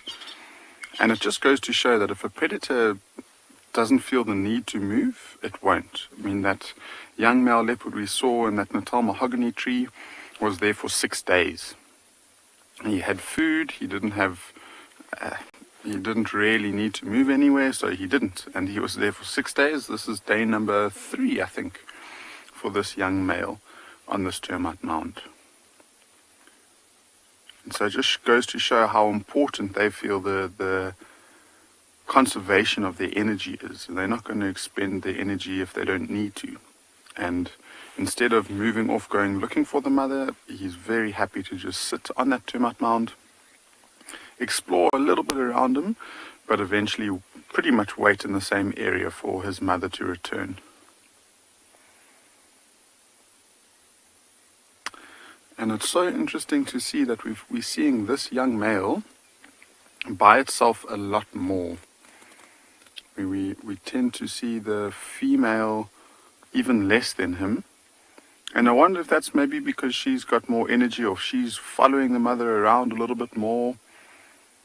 It could be that she's just a little bit more camera shy and she's slightly more nervous, so she will head towards areas where she feels slightly more protected, like down in that drainage line where he's looking now.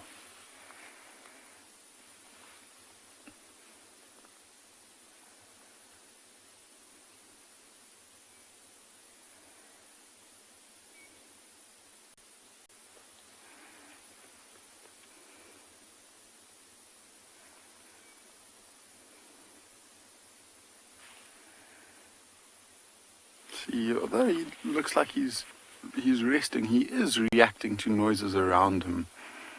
And it could be just as subtle as that ear movement. So whenever we move slightly and make an odd noise, that ear will just pan towards us and he'll focus on us for a little bit, and then he'll react to another bird in the distance. But he looks like he is sleeping, and he's in the nice spot, so he could be there for the majority of the afternoon.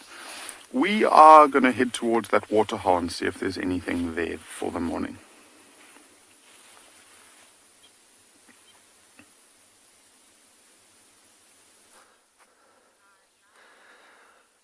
From one waterhole to another, we've just come down to Simbambili Dam. Followed the buffalo and lion tracks down here to the dam, where the buffalo drank. Lion trailing not too far behind. And they've headed south from here.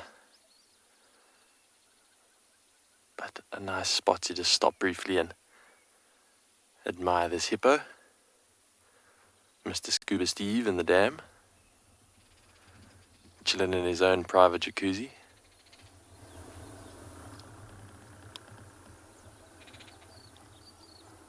One of the benefits about trekking is often they'll take you on a chase through the bush and you end up bumping into other interesting things.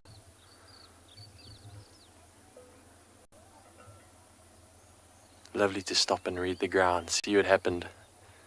Just imagine a couple hours ago this whole waterhole was full of a big herd of buffalo, drinking and bellowing and doing what buffalo do, with potential drama unfolding as the Nkuhumas follow them. And I really am curious as to whether or not there was a kill made. Just looking at the ground here, there's buffalo tracks all over the show. I'm going to try and point out, perhaps there's some fresh dung over there. If we walk over there, I can show you. One of the most important bits about tracking is trying to ascertain or determine how fresh something is. As you can see here by this buffalo dung, nice and fresh, still moist, so only a couple hours old. If you really wanted to be sure, you could feel it, feel the warmth, This has still got a little bit to it. It's cooling down there and starting to crust, so not fresh, but not very old either. The line's right behind, so quite exciting to wonder what drama unfolded here in the night. And that's what we're going to do. We're going to carry on. If you really want to be fancy about it, then you can actually feel right on the inside of the dung. And the old Bushman trick, they have a little taste to see how far ahead it is. No, that was a joke. I didn't actually lick that finger, don't worry. Not that crazy. Although, I guess it would only be grass, so not the end of the world. What has transpired here in the evening? The magic of the bush, you never know at night what happened. And that's the best part about a morning drive. You go out and read the ground like it's a newspaper. All the tricks of the trade. Try and figure out what happened, what transpired. Listen, smell. Try and determine. I really do wonder though, did the Nkuhumas succeed in their hunt? It's been quite a wild morning for Craig and I. We've been tracking probably about 6-7 kilometers now, hot on the trail of these lion. We've just slowed down now to see what's happened down here at the Waterhole.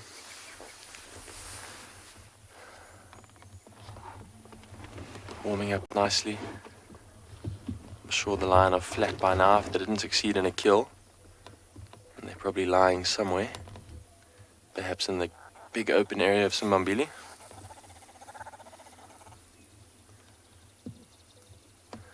I say I absolutely love tracking and trailing. It's one of the most rewarding things you can do in the bush. It's obviously super exciting to come around a corner and just spot lion lying in the road, but when you work for them all morning, when it takes your whole morning game drive of tracking and trailing, and then you eventually find them, it's such a reward.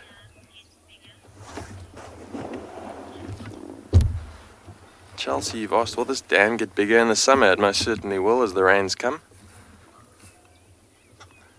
This dam is at the bottom of a drainage line. So if we ask Craig to pan to the right a bit onto the inlet, Chelsea, there is where the dam has the inlet. That's where the water flows in. So it's basically a large drainage line. That inlet flows up. The contours of the earth will bring all the little streams of water from the heavy summer rains down into one spot.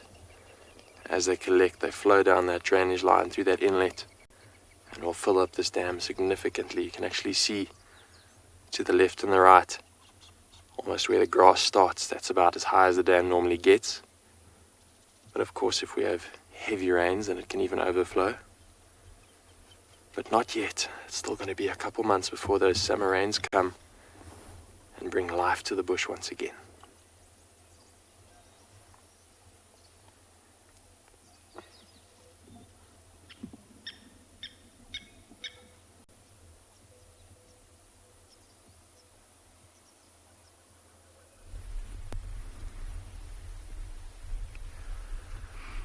So we've been sitting with these rhinos for quite a while now, and as you can see, we are currently in frame. We have two of similar size, and these are actually two other bulls that have now kind of come into the area. But as you can see, they're just sticking together.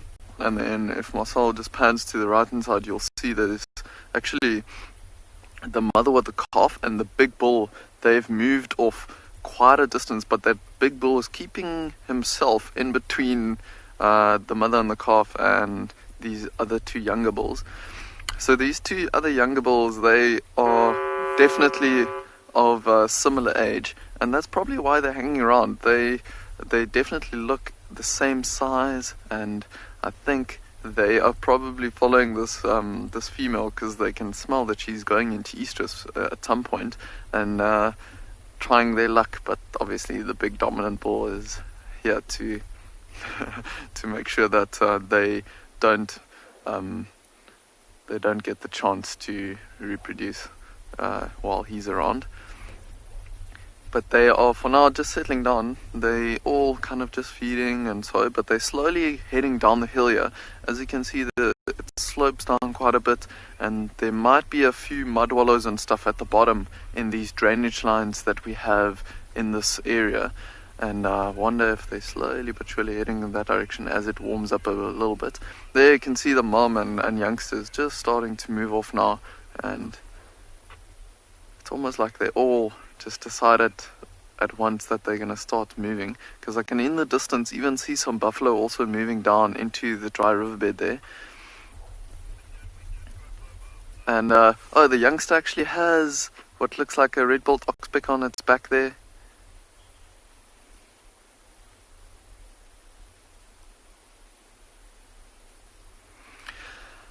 Abigail, rhinos can live up to about 30 years or so.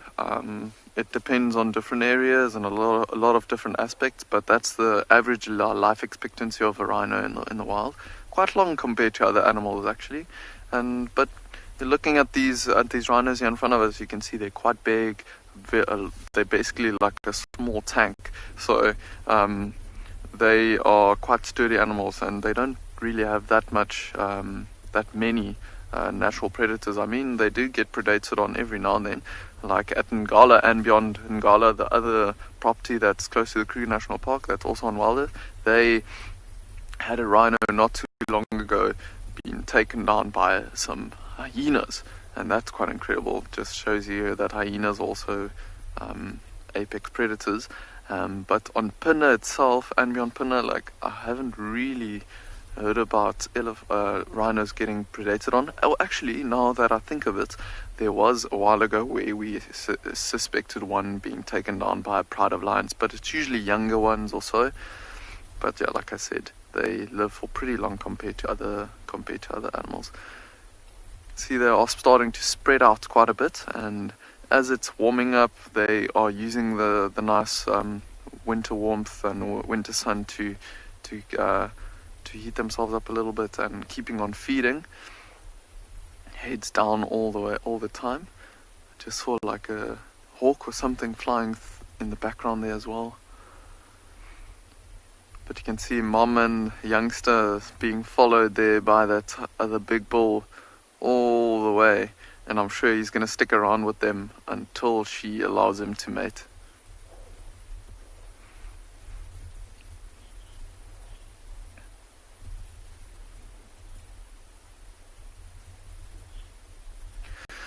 Cheeks, I'm not too sure exactly how thick a rhino skin is, but I can tell you that it's not as thick as an elephant skin.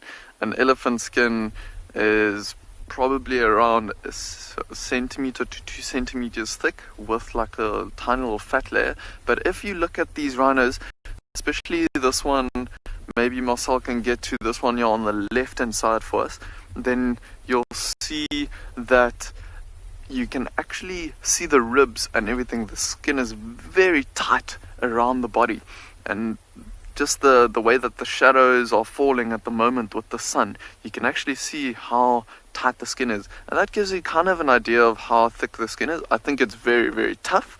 I've been privileged to be part of conservation work with rhinos and being able to touch the skin and so very tough skin. But I think it's probably, if I should estimate, probably around a centimeter thick or so, which is still, or maybe a half centimeter, which is still very thick compared to what our skin is like, right? But you can see how tough it is. And this one is actually turning and feeding up a little bit towards us. Interesting how they kind of just circle around in this same area, just with their heads down, feeding wherever the grass is the best. And when we were driving in this direction, we needed to identify if these were black or white rhinos, but we saw from the few individuals that is here, like on the hillside, through our binoculars, they've got that bump on their backs, and that told us that these were white rhinos, and the fact that they were feeding on some grass. But I think I'm going to keep on going, see if we can go and get a view of those buffaloes we were talking about earlier.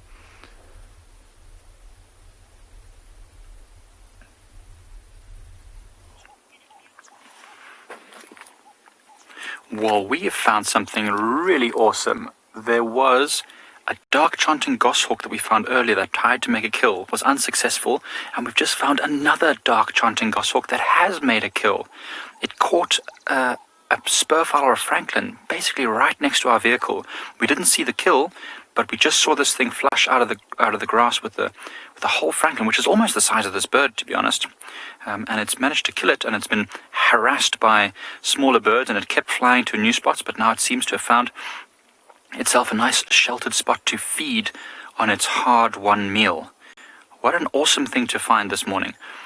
Goshawks are very, very agile predators, often catching birds on the ground, and it's caught this francolin in a nice grassy area. Spectacular to see. Don't often get to see this bird. In fact, this might be the first time I've seen a dark chanting goshawk here at Pride Lands, and what a way to see one.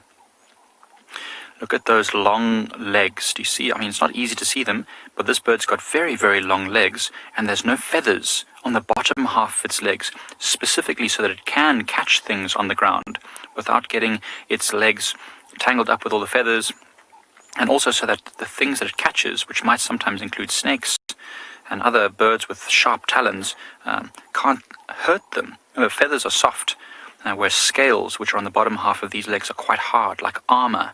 So it means it can shoot down and grab and pin things on the ground without their legs being bitten and torn by the sharp beaks and claws of other birds that they might catch.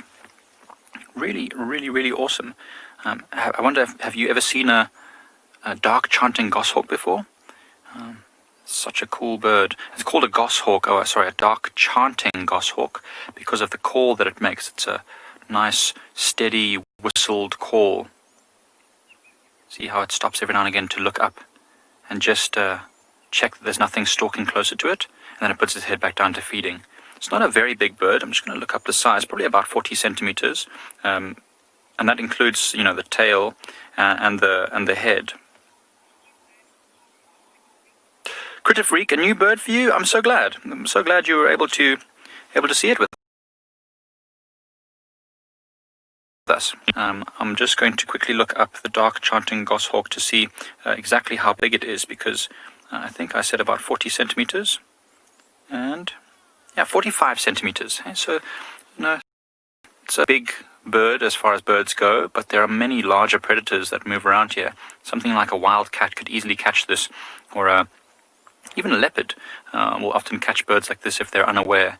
It's not much of a meal, but it's something, and this bird needs to be very, very careful. Even larger birds of prey, the eagles and the hawk eagles could easily try and catch this goshawk. So it does need to be quite wary. In fact, I think that's why it's gone into the ground like this, because in a tree, especially now with the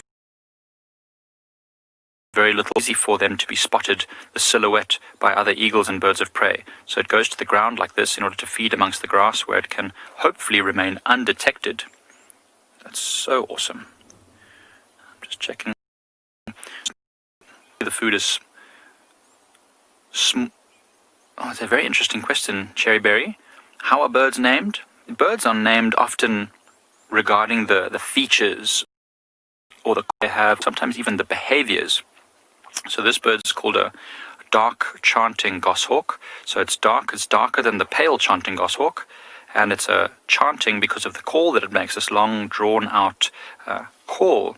And for example, fish eagles catching fish, and the bataleurs, apparently roughly translated to someone who's like an acrobat or a tightrope walker. So that's because of the way they fly with their wings that move. So yeah, birds are often named after the way they look, or the behaviors, or the sounds they make.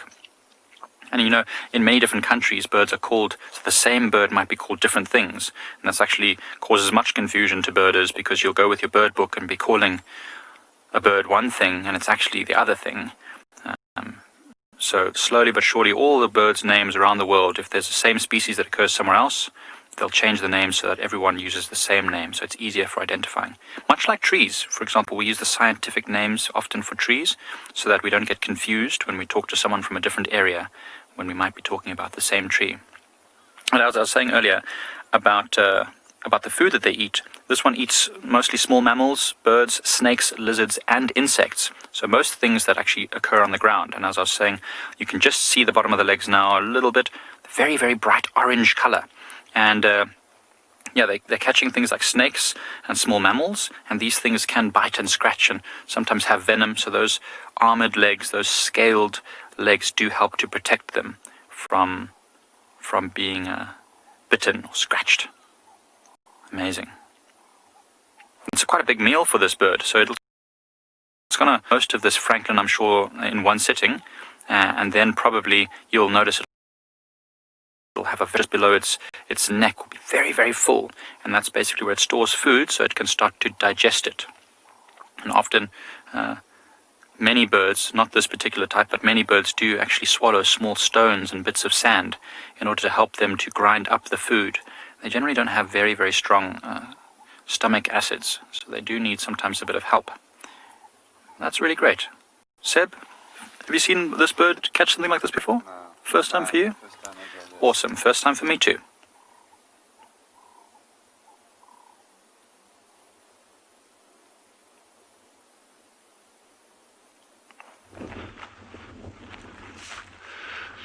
So we've just got some sleepy meerkats that have only just got out of bed now. So they've been having a bit of a lie-in this morning. It is a little bit breezy, so it's understandable as well. And as you'll notice, if Darby just zooms out even a fraction, you'll see that they're back at what we call the Boskia burrows. So it's this pretty exposed environment that they're in here, but there's a bit of grass around, and then they've got the small little bush clump right around the actual burrow system as well. So their visibility from here is, with these bush clump at the burrow is actually a little bit obscured, and the holes are actually on the shady side of these bushes. But they are out of bed now. Good lesson there for all of us is, if you don't need to get out of bed, don't get out of bed.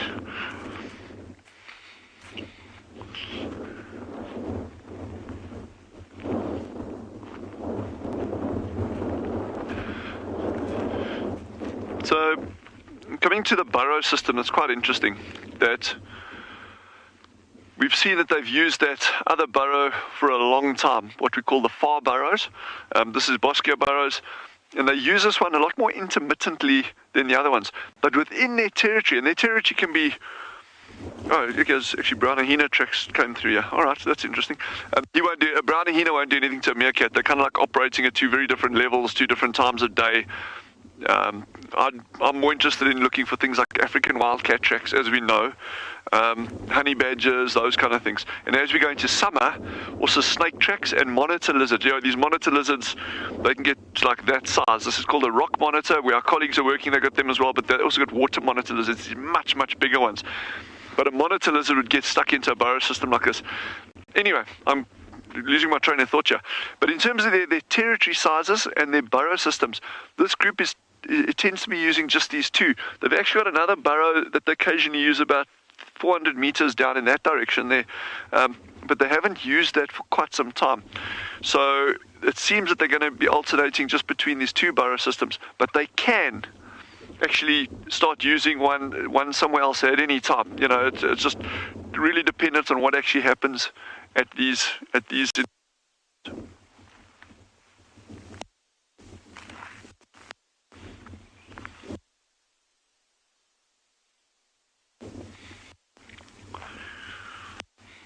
And for those who haven't been with us the entire time on this group's journey, they are called the rock stars. There were 6 of them. Well, it was 2 adults and 4 sub-adults, but essentially they're all adults, and the sub-adults are like really big already.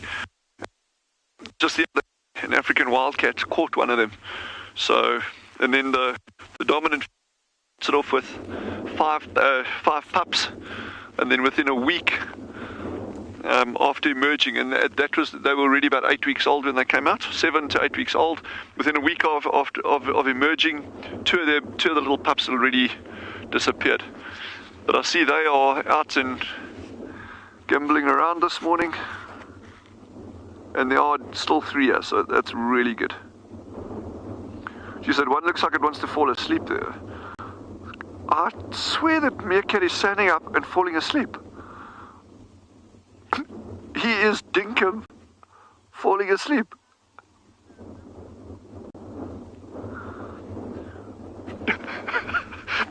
Butterfly says the rock stars are rocking. No, that they are. Yes, I just had such a chuckle there because that one was the one closest to me. Was literally, he was doing exactly the kind of thing that I would do. Like I'd like just,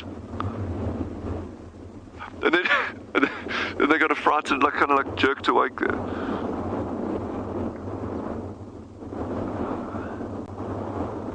Oh man, they're cute, so cute. Yes, and they got like sand in their hair. That's not like me. You actually need hair to have sand in it. Well, I'm just saying, don't look at me like that, Meerkat. It's an observation, not a criticism. Yeah, I don't care if you got sand in your hair. Okay, there's one that's popped up on my side of the bush. Now, Darby won't be able to see it. It's like, popped up right here. Good morning.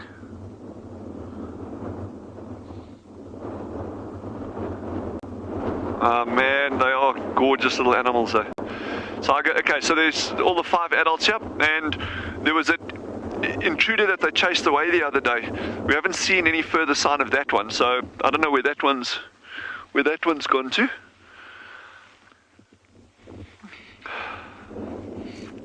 There goes that leopard with cubs again. Also nice and relaxed though, sure. So you're going to see quite a bit of burrow maintenance here. I'm just joking about the leopard, alright, don't panic. But you're going to see quite a bit of burrow maintenance here just now. They're going to start digging in that, but they'll first warm up a little bit. And as you can see, they're actually in a bit of a shady spot over there. So they'll probably take a little bit more time with the warming up, and then they'll go. And you'll notice when they're warming up, they're normally sitting with their chest facing towards the sun. And that's just because that skin on the chest is very dark, and it's also quite sparsely furred.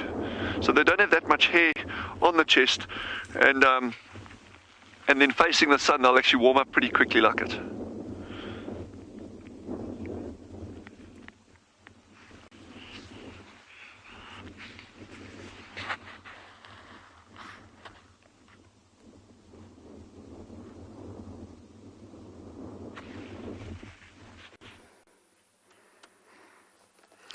We're back sleeping again, but we've moved. We've moved great distances. We're way past a hyena den now. And what's actually happening, it's really fascinating, is that they're following the tracks of the Nkuhumas. So if Theo can just scan along this entire road, I don't know if we'll be able to pick out a track because vehicles, but this road is where the Nkuhumas actually travelled this morning up towards quarantine. And over in this bush, they were scent marking. So they were both rubbing their sebaceous glands on their cheeks into the vegetation. They were, well, can't think of a better word, but squirting their marking fluid from their urine. So I think the rest of the pride scent marked there, and therefore they are doing it now, which is really fascinating. I think they're just going to continue very, very slowly. They're probably far, far behind the pride, following the tracks of the pride, not via the tracks, but via scent. And they're going to end up in a similar location. But of course, this pair here have got their own business to attend to. But it's fascinating. We've watched them come the entire way that the tracks come. So they are following the pride. They're just far, far behind because, well, they keep stopping to mate. And Michael Fleetwood, thank you so much for the ID. It's definitely confirmed. This is the youngest lioness. And I believe this is the first time we have witnessed her mating. Now, she may have mated, please don't get me wrong, and we just haven't witnessed it as WildEarth. But this is the daughter of Ridgenose, and this is the first time that we've actually witnessed her mating. And she's chosen good old Mohawk. I would have chosen Blondie myself, but just saying. Oh, here we go.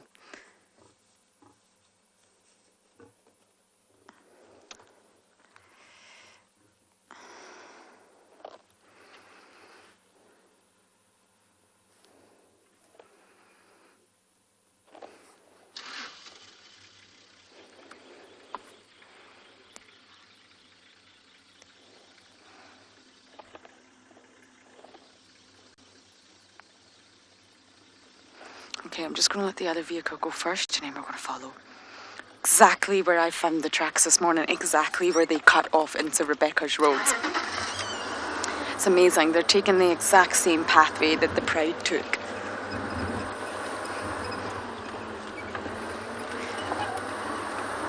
Okay, I'll do my best to keep up with this pair, but down here is a drainage line, so hopefully we'll be able to.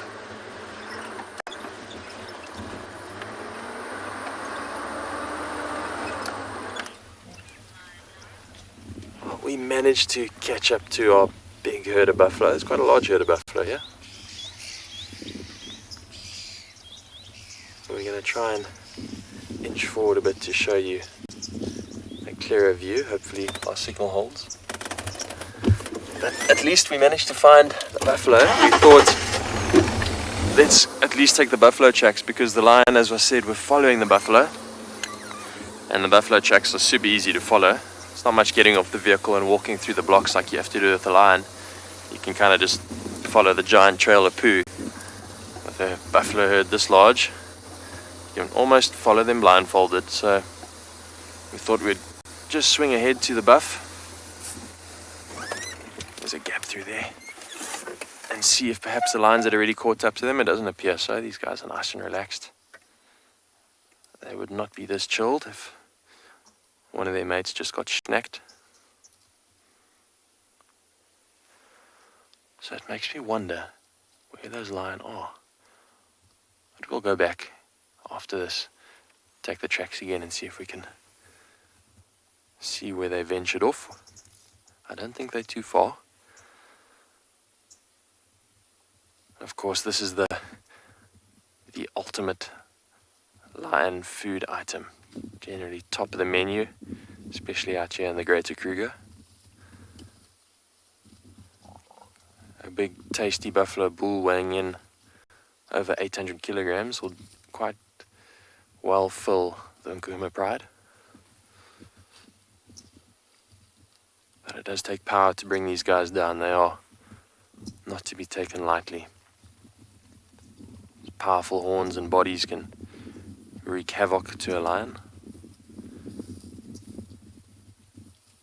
And they've got a knack of forming up like a phalanx, like an old Greek military, like the Spartans used to fight, all in a line, protecting each other and moving forward. Often if a buffalo calf or a youngster gets taken by a lion, as it's in its death throes, as the lion are busy killing it, the older bulls and even the cows will reform in that phalanx and push back towards the lion, many times driving it off, and often seriously injuring the lion if they don't back off.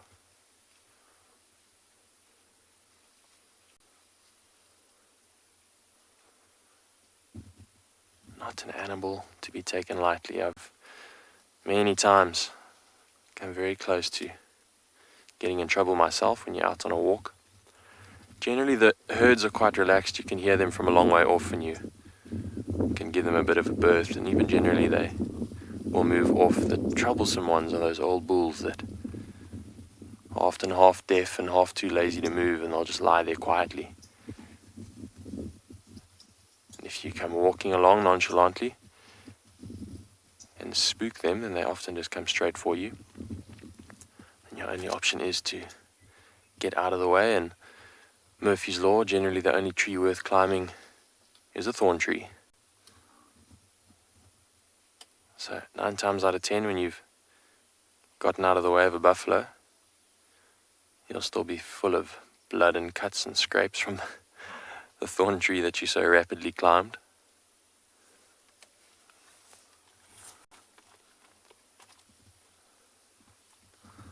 I've had it before with a friend. One story that jumps to mind: we were still kids, we were 10 years old, not too far from here. We were living at the open gate of Kruger Park, actually very close to andBeyond in Ngala, right there on that boundary. My friend Vukosi and I were just walking down a game path on the way to a water tank that we used to go climb and sit up there and enjoy the view, just being boys.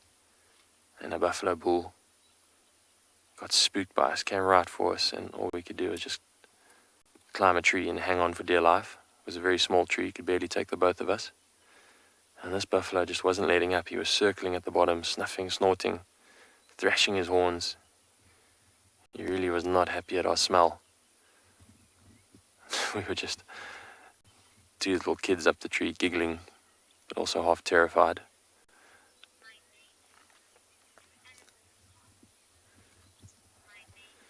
Eventually, he moved off and we could come down the tree, giggling like any kids can do, but with a few thorns in our bums. My name is, do animals cough? And they do. I've seen it with quite a few species. Often sneezes too, like you see a cat sneeze. I'm trying to think if I've ever seen a buffalo cough or sneeze. I think I've seen them sneeze. It's generally not like a cough like we do. It's a clearing of the throat. Often more a sneeze than a cough.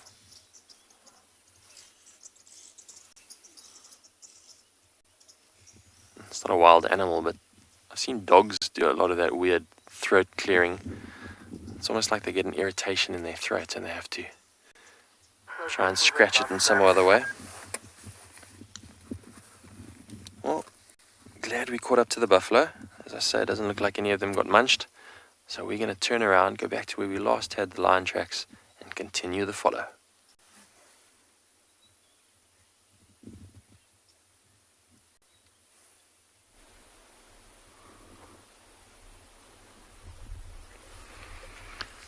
So we've left those rhinos behind us, and we've been sitting with a herd of zebra, but they've moved off. But there's a couple of warthogs here in front of us. You can just see the one there on the right hand side of the road here in front of us.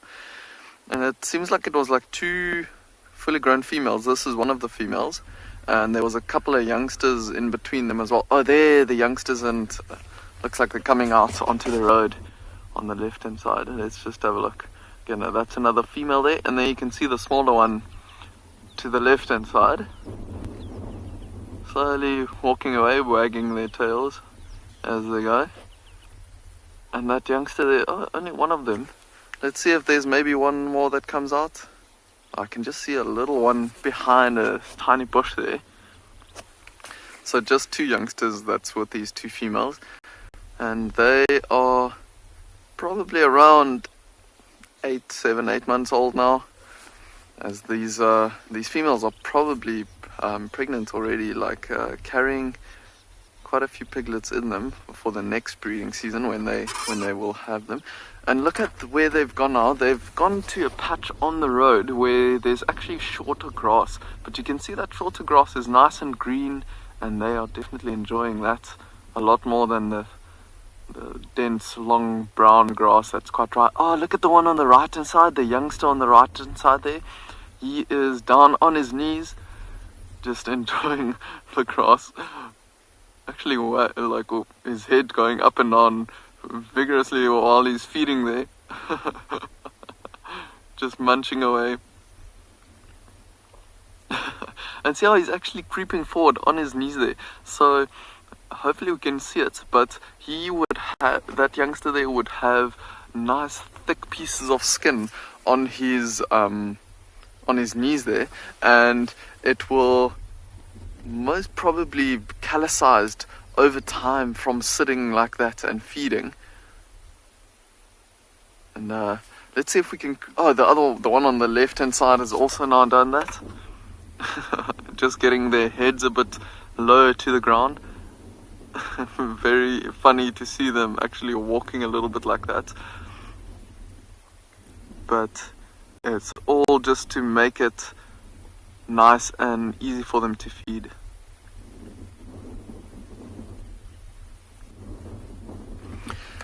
Kayla, that is a very interesting question. I don't think they are enemies per se. They don't feed on the same food, so they don't have to fight about that. So I would think that they could probably be friends, because warthogs are feeding on vegetation like grass and maybe roots and so on, and meerkats, their their food is predominantly insects and small vertebrates and so on, and I think that they should be friends, right? Just like Timon and Pumbaa from The Lion King. So I think in certain areas, for example at Tswalu, if there is some warthogs around and maybe a meerkat spots something, they'll alarm call and the warthog can also know about it. So I think a lot of the animals are actually very friendly towards each other, and they like to spend time in groups together so that they can let each other know of any danger. You can see the other females now moved off, telling me that this is probably the mother of these two little piglets. I don't know if you can call them piglets anymore. They probably past that stage now. But you can see that they are sticking around with her. And she's got quite a bit of tusks that's grown out, and just shows you that she is a fully grown female. The youngsters, they probably just have tiny little tusks starting to poke out. And they are really enjoying that patch of short grass. And so I wonder if there's maybe a few little bushes or other flowery plants or so that's maybe growing around there that they also enjoy feeding on. This time of the year when it's so dry, they have to really try and get to the greenest parts of the grass, like you can see there, to try and sustain themselves and keep healthy. And they're not too far away from the closest water, so I'm sure they're going to be feeding. Oh, look at that. You can see how quickly their heads are moving from side to side, trying to feed as much as they possibly can. Really enjoying that. It's quite funny seeing these youngsters stand with their bums in the air like that. I think we are going to keep on driving for a little bit. That herd of buffalo that we saw earlier is not too far away, and we're going to see if we can get a view of them. But for now, I'm going to keep on driving.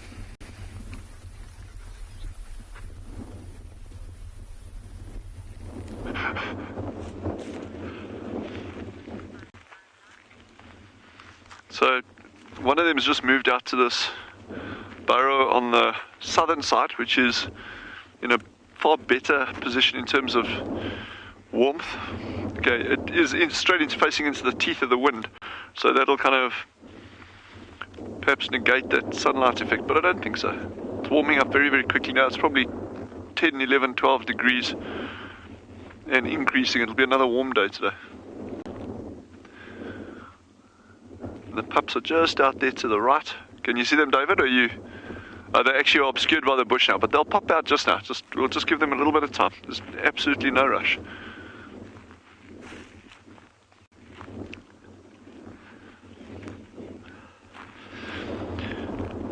So this whole thing in terms of the habituation, this is like the crucial part with these youngsters.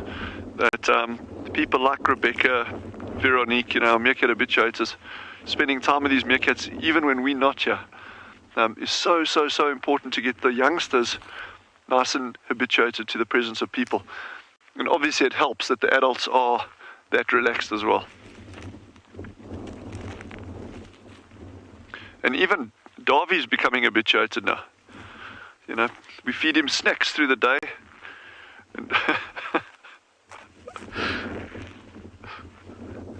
you can tame cameramen down sometimes. It's very difficult. We battled with Jandre, incredibly difficult cameraman to tame, but we're working on it.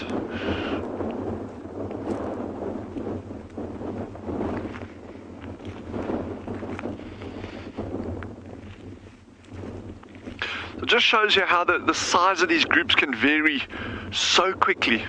There you had a group of 6. Then you had 5 pups born, pushing it to 11. Suddenly 2 pups are gone, down to 9. Suddenly adult gets taken, down to 8. It's just like, the fortunes of these little guys out here can vary so fast. But they are resilient little animals, and I don't think they lose sleep over it. And some of you may be wondering as well, and in fact, a lot of people said, well, what if it was the dominant female that was taken? These pups aren't suckling anymore. So they're actually getting fed by all members of the group now. So as they're foraging, whenever a meerkat finds a prey item, these little pups will run up to it and beg, and they'll actually be quite aggressive with the other little pups as well. So between the pups, they'll be aggressive. So she's not suckling. So even if she was eaten, the other meerkats, the remaining meerkats, know this territory so well. They can look after those pups, so there wouldn't not be any kind of impact on the group, and the next female in line would just start breeding then. So wouldn't be any issues.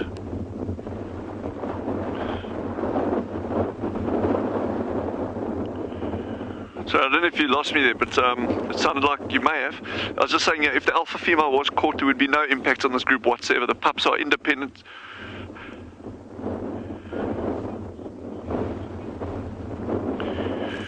So Jamie has asked, why do they need to be habituated? They don't need to be habituated, but then you would never see meerkat suckers. You would never be able to approach a meerkat group and observe them like we are. So it's a good question, and it's a very valid question. You don't need to habituate anything, but remember, these conservation areas are heavily reliant on tourism in order to become sustainable. And not just here at Tswalu, anywhere.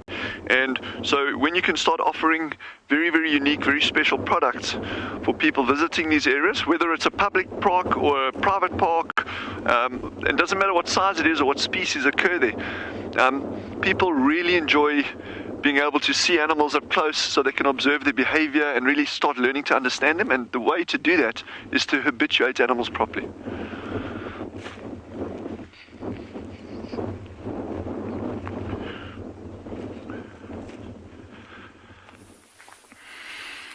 So we finally got to our waterhole without too many more distractions, and we're looking at a couple of animals a little bit further away than what Dylan was explaining now. But if we start, oh, look at that. That is, oh, that's a leopard-faced vulture that's just come in. That really big one that was in frame. I want to just double check with my binoculars, but yeah, that's a leopard face, and it's only just arrived. And where it's flying, ooh, there's two of them. Jeepers. So they must have arrived as a pair, and I wonder if maybe, because on that exact same tree there was a white-backed vulture that was here since we've been here for about 20 minutes. And I wonder if these leopard-faced vultures had circled high enough in the sky, they might have spotted that white-faced vulture. I mean, not the white-faced, the white-backed vulture, and they would have come in for a closer look, which is very interesting. And so, like I say, this is the waterhole we wanted to come towards, and the reason why is that nice stretch of golden grass between the water and the tree line provides a nice open area for animals to rest for the day and to feed. So when they come down to drink, they drink, and then they tend to stick around. And so we do see quite a lot of animals together. And I mean, this is such a prime example. And see the different species if we go from left to right. So starting off with those big waterbuck. They are the most numerous ones there. So that one right in the middle with the beautiful big horns. A couple lying down. There's a youngster off to the right. And then a few of the adults are feeding down to the left. And then there's another, there's our second species in this cluster, the very dark wildebeest there, also just come down to drink, and it's got its head down and it's feeding. And because it's by itself, this is more than likely the territorial male in this area. And look what he's doing, there we go. That gives us a very good indication that he is scraping with his front left leg. So just getting some scent onto his spot over there. There was a third species in this little group who were a bit further to the right, closer to the water's edge there. The ever-present impala. And it's just the two of them. And it looks like there's a couple that are going head-to-head there. And this is the nice thing about this waterhole in particular, because it's so big and open, they can spot predators coming from a long distance away. But what's even cooler is we've just seen quite a nice large herd of animals coming down to drink. If we pan even further to the right and a little bit closer. So now that is mammal species number 4 with the zebra there. So we've got wildebeest, we've got impala, waterbuck and zebra, all pretty much in one shot.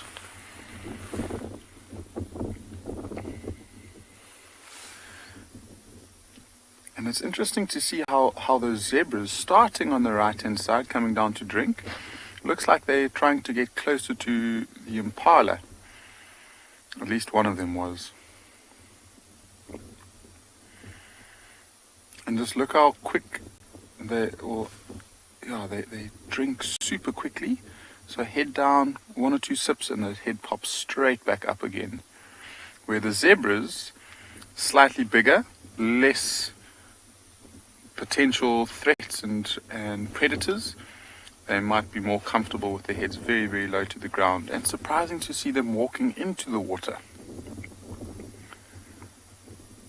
But I guess if you look at the way that the wind is blowing, so those waves are blowing all the surface debris onto the edge of this bank. And so to walk in just might help get a little bit cleaner water. It's really cool to see all of them in one big long line over there.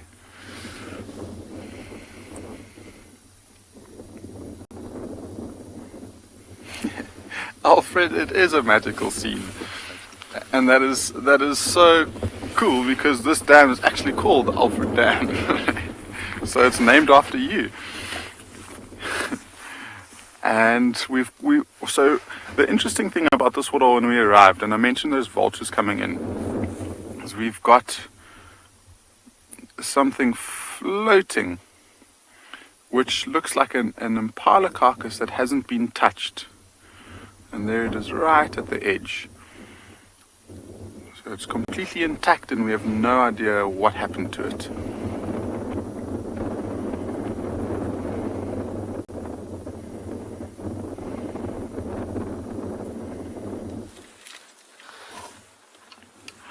So we've got more elephants. There's just elephants on every road, it seems like, here at Pride Lands. And with this group, we've got a very tiny elephant who's quite being shielded right now by this female. Not really, she's just in front of the young one. But we actually came to this area. We could try and see if we could relocate a leopard that had been spotted earlier by one of the other vehicles. We haven't been lucky with the leopard. Oh, but you can hear lots of little rumblings from these elephants around us. Look what this one's doing. It looks like it's actually falling asleep here. You see when the trunk rests like that on the ground, often they're getting a little bit sleepy. But all the elephants starting to move off now. Hello, lady. Lots of gorgeous elephants around on Pride Lands at the moment. Oh, this is the one with the 2 hearts in its ear. Oh, that's cute. It's got 2 little heart holes in its ear. We've seen this female before. She's very cool. Hey there, lady. Don't know if you can see those 2 little hearts in its ear. Very cute. Yes, so there's lots of elephants on Pride Lands at the moment, but one of them just made a little rumble, which means that it seems like all of them are going to start moving away from us now, heading probably up the slope towards the shadier, bigger trees on the crest, or even towards Ndlovu Dam. If they keep going that way, they come to the dam at our camp, which is actually where we're going to be heading next, because we saw another elephant herd which looked like they might be going to have a drink.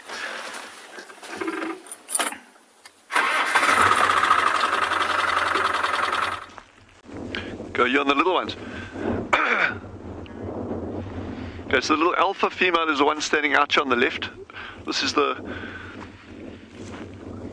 the far left. Darby, can you see this one standing out here? Sorry, so there are. This is the one that had the pups. And this is the one that I just said earlier that if she was caught by a wildcat or Goshawk, whatever, there would be no impact on the group, absolutely. But it is just nice to know that your dominant one is still there, that there's no impact there. And it sounds like really harsh, but I'm glad it was one of the others and not her. Because often your leaders like that are the ones that have this reservoir of knowledge just of the area and the threats that may be there. And it's not that the others don't, it's just that the depth of that knowledge of your older animals tends to be greater. And I mean, that holds true for any species, including humans. Well, we like to think that our older leaders have some good knowledge, eh? It's not always the case, folks. Nudge, nudge, wink, wink.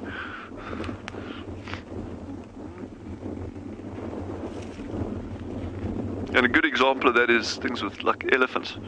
You know, your matriarch in these herds often have such an intimate knowledge of the environments over massive distances that in the event there's things like droughts or big fires, these matriarchs know exactly where to take the herds, where the old water points are, where the old routes are, where the good feeding is at certain times of the year. And that knowledge does get passed down over years, and sometimes there's links that go back hundreds and hundreds and hundreds of years.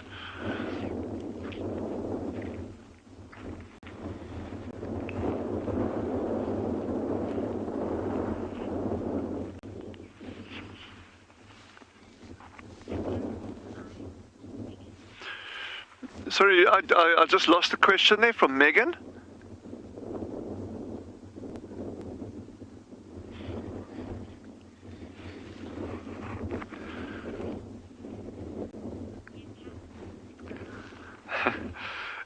Okay, so Megan's question is, do you look the meerkats in the eye? Absolutely. I've always found that an interesting concept, because there's so many things, like, people say, and I always wonder about these people, you're walking in the bushes, you must never look an aggressive lion in the eye. Okay, someone that says that has never, ever in their lives experienced that situation. Please, if you have a lion that's just charged you and you're standing there, trust me, you're looking it in the eye very, very closely. But that's a really good question in terms of the meerkats. Yeah, these meerkats looking in the eye would have no impact on them, no negative impact, and you can see it. They're looking at us all the time. We're looking at them all the time. So that's a really interesting question, but I just did want to relate that to the humor of lions and animals charging, that kind of stuff. Not that you ever have that often, but it's just, there's nothing quite like something like that focuses the mind in such clarity.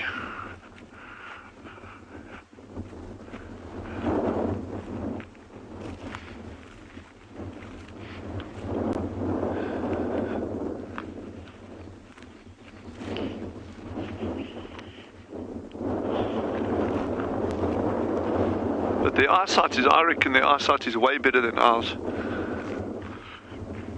We've chatted about it before as well. I've sat in places with binoculars with meerkats alarm calling, giving off this high-pitched bark, a very, very intense bark when they've spotted a key predator. And one of the big ones out here for them is a bird called a martial eagle, and also these goshawks. And they're alarming, and they're watching, and you can see exactly. You cannot see that eagle. So their eyesight is exceptionally good. It's probably their most finely tuned sense out of all of them.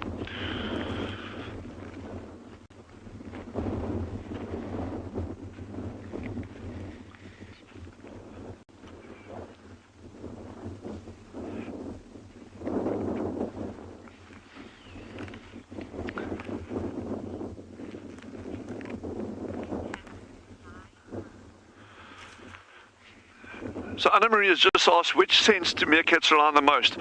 You cannot say they rely on any sense the most. We can say with a fairly certain degree of, with a degree of certainty, which senses are better, but they are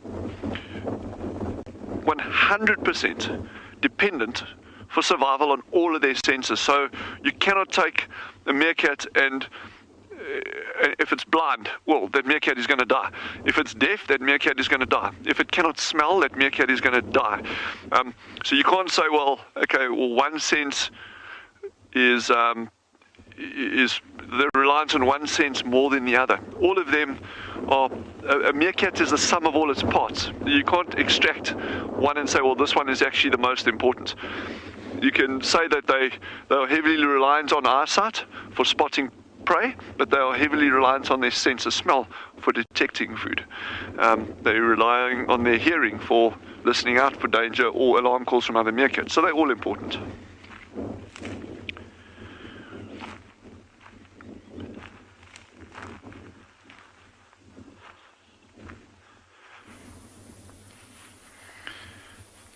So a couple of minutes ago we showed you that impala carcass that hadn't been touched yet, and naturally we would think that this animal on frame would be one of the biggest culprits. And it just doesn't seem like it is from the crocodiles. And the reason why is just because it's completely intact still. So we still haven't really figured out what's caused that impala to drown and be in the water. But this crocodile was putting on a show for us. It was swimming very, very gently towards the edge, and we thought that it was going to climb out. Maybe it's just taking a moment to survey the area before it thinks it's safe enough to walk back out of the water. But we do have another one who's much closer, who's facing directly towards us. And just look at how wide that body is. It is a huge crocodile. One of the weirdest and scariest animals out here, I think. And just look at how sharp and how pointy the scales are on the top of the back over there, and then how that goes all the way down to the tail with those long scales. And so it's been a very chilly morning, so this crocodile's come out to sunbathe.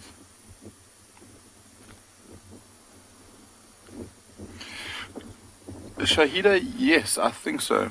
And you know what might be a factor to them not feeding on the carcass just yet is I have heard of crocodiles almost stashing a kill in the water.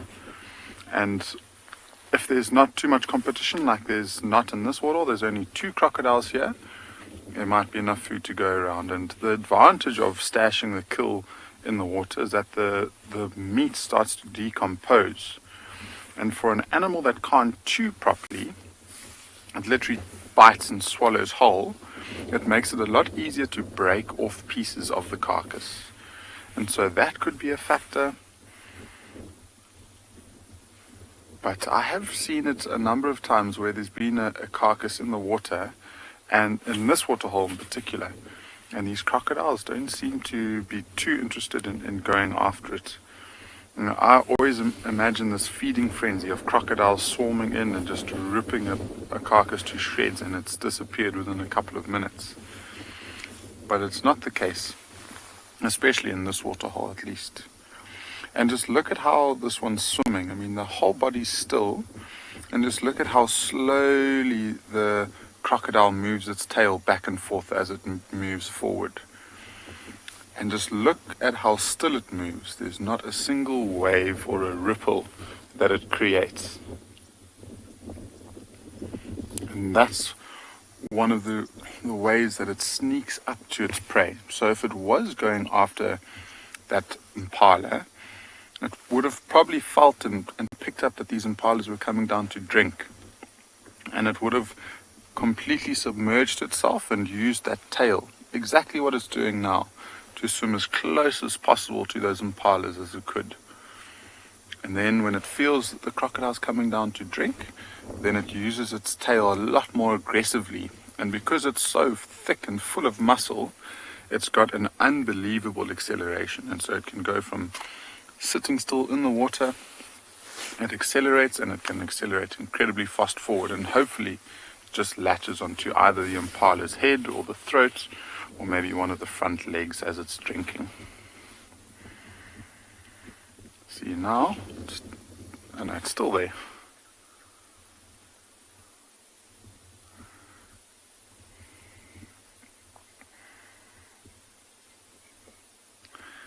And in the foreground, we're joined by another water animal, is the hippo. And just look at how much more movement it creates as it's moving through. So it's heads up. You can hear the noise as it exhales and blows water from its nostrils. It almost seems like there's some sort of courting happening between these two hippos, because that one in the front end is a female and the one at the back is a male. And this male seems to just... Ooh, listen.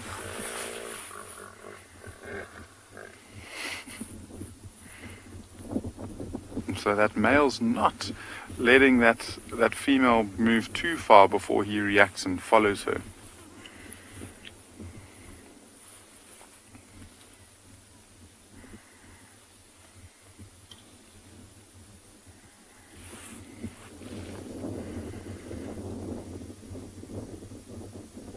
And there's that crocodile. See, it looks like it's wanting to come out.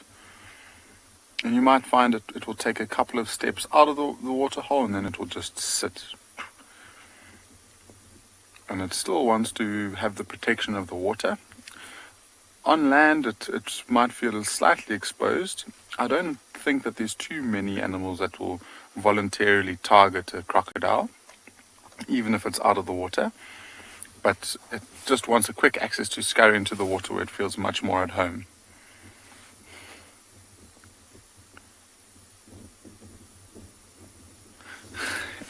So lekker, you're asking if the crocodiles prefer land to water, and I would definitely say they prefer water. I mean, they're a largely aquatic species, and they only come out onto land for, I guess, thermoregulation. So they're wanting to warm up themselves by basking in the sun, quite like this one in frame is doing.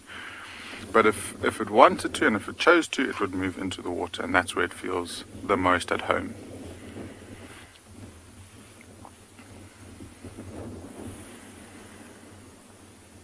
They might only, I suppose the females will come out of the water to lay their eggs, but then again they create the nest, lay their eggs, come back into the water, and so they don't spend lots of time out of the water if they can choose to.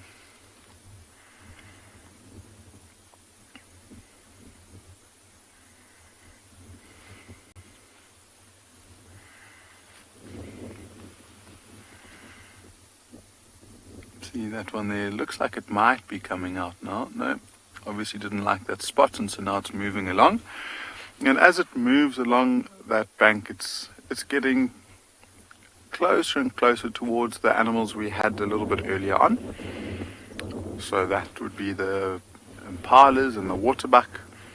But that's a relatively small crocodile. It's much smaller than the one that's sunbathing next to us, and so I don't think he would target those.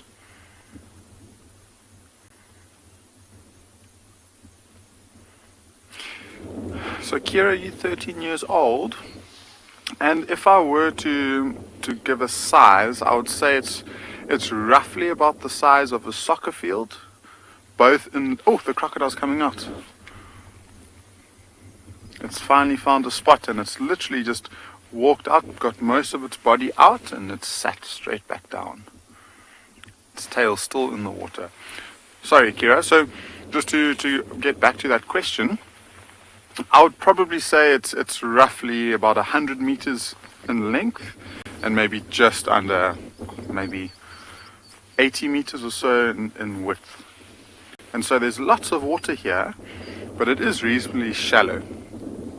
So evaporation does happen quite quickly in this waterhole. And last year at this time, it was probably about a fifth of what it is now. So there's still lots and lots of water. The hippos are comfortable here, and hopefully it holds water well enough to keep water in here for these animals until until the rainy season, which should hopefully start in October, maybe November time.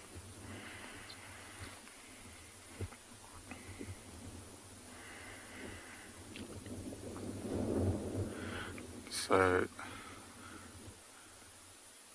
in those waterbuck are slowly moving off. That wildebeest has found a spot to settle down in. Both of the herds of zebra and impala that we saw coming down to drink drank, and they turned around and they headed straight back towards where they came from, which tells me that they might have journeyed a little bit further than what these waterbuck would have to come and have something to drink. It seems like it's a really nice peaceful day at this waterhole. There's not too much more action here, so I think Owen and I might try and find something for the last half an hour of the drive.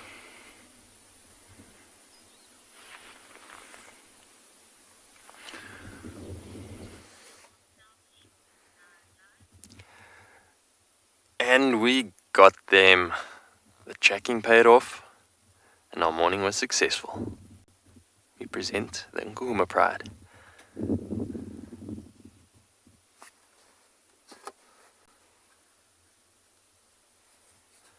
It was quite the run around, quite the tracking operation. After leaving the buffalo, we had to go back, pick up on where we left off. And coupled with the effort of trying to find them is the fact that we are now quite far down in Simbambili where our signal isn't very good, so we are literally reversed very high up a termite mound, almost at a downward 90-degree angle into the ground. So unfortunately we can't get our frame as straight as normal. Craig's doing his best there, but if you could see us, you'd see we pretty much got the rear of the vehicle facing skywards. But doesn't matter because we found the line and our tracking paid off, so we are super stoked. Like I say, it was quite the morning of tracking up and down in the block, lose the tracks, get back off the vehicle, go follow them into the game path, come out the other side, sprint back to the vehicle, carry on, but it paid off. Awesome. Some sleepy lions, doesn't look like they made their buffalo kill, but we are, not even 200 meters from those buffalo, so maybe tonight they'll give it a go. Well, I'm not seeing any evokers with them. These females are capable of pulling down a buffalo, but the added strength of the evokers would definitely help.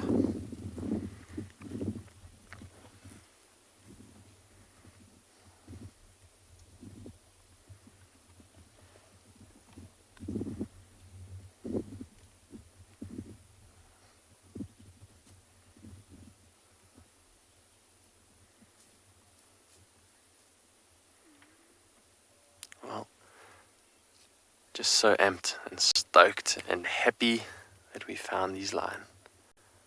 Lekker, man.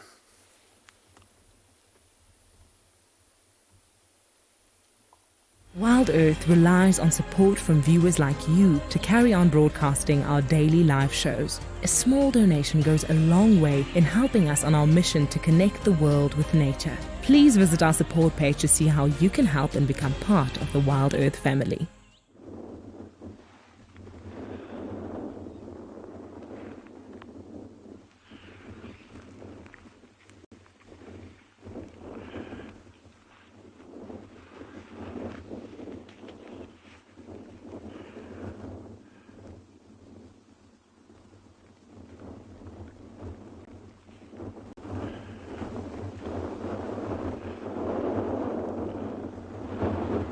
These pups are growing so fast now.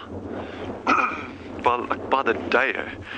If you think just even a week ago, 2 weeks ago, when how tiny and fragile. I mean, they are still tiny and they are still fragile, but nothing compared to where they are today.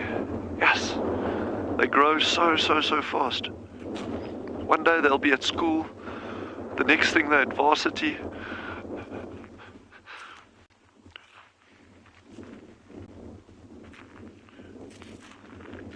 But there's still a long path ahead of these little guys. They are far from being out of the woods. But someone just said next thing they have kids. Well, let's not even go there. But yeah, oh man, this is adorable.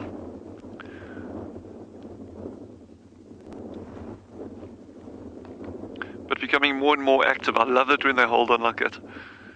Oh, nah. So this behavior is so important. We see it as play behavior, and it is play behavior, but it's all geared towards survival.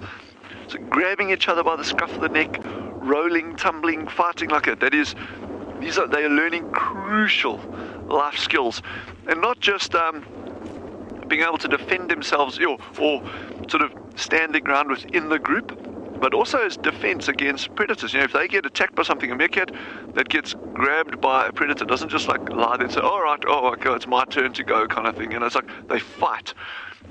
And so all of this play behavior that they're learning now at this very, very early age is really geared towards survival. So, we see it as play, but there's a deeper lesson there.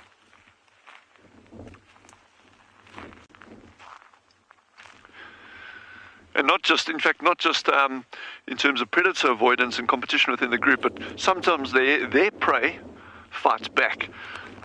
Things like a big scorpion, can put up a fairly spirited defense against a meerkat. And we've got incredibly venomous scorpions out here. These big Parabuthus granulatus, Parabuthus rhodus. There's a whole pile of them that are just, So these meerkats will start learning the way of dealing with those kind of delicacies. Also group defense with snakes and monitor lizards. This social bonding during play is critically important for enhancing that group cohesion in the face of potential threats. We've mentioned it before that one of our meerkats has actually watched an African wildcat catch a meerkat pup at one stage, not with this group, it was a different group.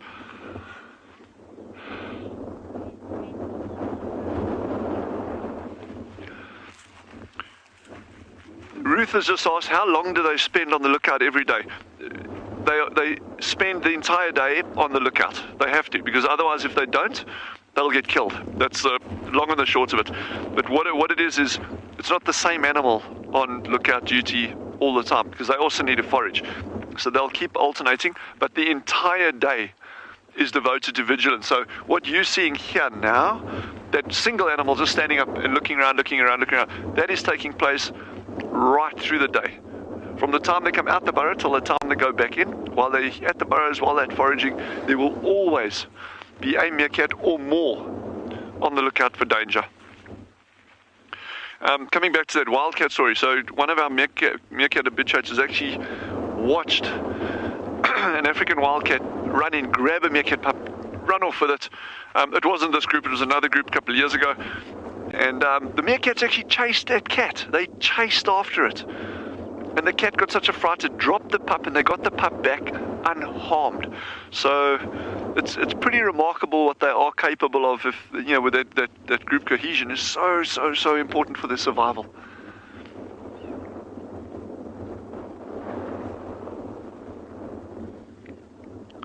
Yes, that is cuteness factor deluxe kicking in there.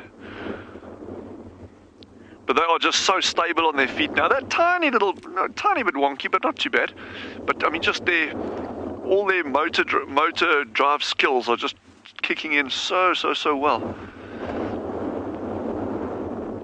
I don't think they're going to be that much longer at the burrow. I think they're going to move off, starting to forage fairly soon. There's one out of sight on the far side of the burrows. We can't see it from where we are, but that one's actually sort of crouching down, looking around out towards the west. The west here is the direction that the camera is facing, so that is west. The sun is behind us. And I think they're going to be heading down in that direction to go forage today. So it'll be interesting to see where they end up this evening, at which burrow system they'll be at.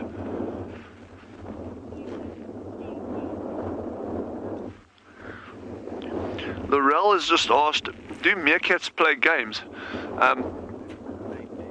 Do they play dead? Oh, do they play? So I am so deaf, so if I butcher someone's name or get a question wrong, just forgive me. No, meerkats don't play dead. There are a lot of animals that do that. Mammals, reptiles, insects. You get really cool insects like weevils that are classic at doing that. Meerkats don't do it. I've actually seen video footage, really good video footage of dwarf mongoose doing it, which is quite interesting, but I've yet to see a meerkat doing it. And to my knowledge, I don't think they do it.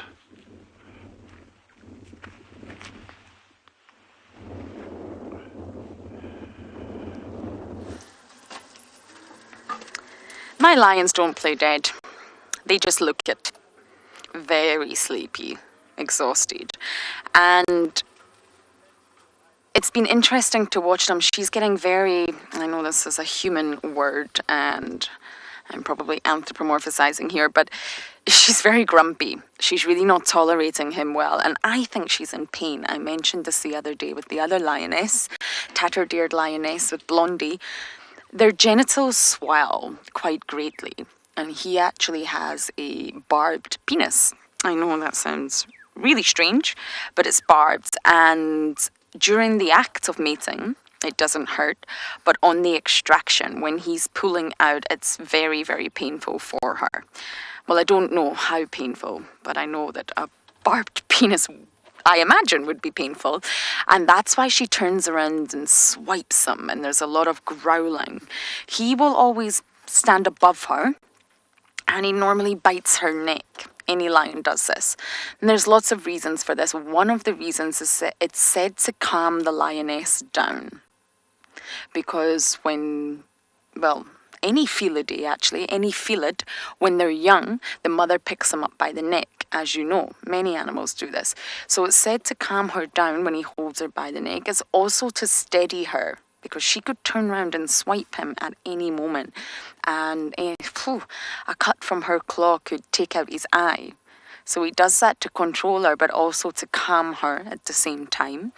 And I think she's in a lot of pain. I just think the whole process for her it's necessary. She'll have lots of urges, but it's really not the most pleasant thing for her to go through. Now, the barbed penis has obviously sort of evolved this way through natural selection. So although it's painful, it helps stimulate her to ovulate. So I think she's probably very swollen, hungry, tired. Really, I don't think it's an easy process for either of them. And that's exactly why they are exhausted. They've probably foregone water, not eaten in a few days. I can imagine. If I don't eat in a few hours, I get grumpy, I get hangry. So I can only imagine how it feels to be this bare. And they've moved such a distance. We're almost at quarantine for any of you who are familiar with the reserve. And we came from Treehouse Dam. So we've came very, very far. They're just on the move. And well done to David for finding the Nkahuma Pride on Simbambili, which means that they will probably make their way across. They're following the Pride just very, very slowly. And they're doing this through scent, which is just utterly amazing. They're navigating their landscape entirely different from how a human would navigate their landscape. We would use visual cues. We would look for signs. We would look for tracks. We would look for any sort of indication that told us the Pride was moving that way, visually. The lions are not doing that at all. They're not looking for tracks. They're not looking for the lions themselves. They're following them through scent. And it's became really apparent they're literally scent marking on every bush or low-hanging vegetation that the Pride has scent marked on. It's been really interesting following this pair this morning. And they know they'll never lose the Pride, so they'll be able to sort of get into the same area if they wish, and then they can start calling, contact calls, and the rest of the Pride will always respond. They'll always reunite if they want to.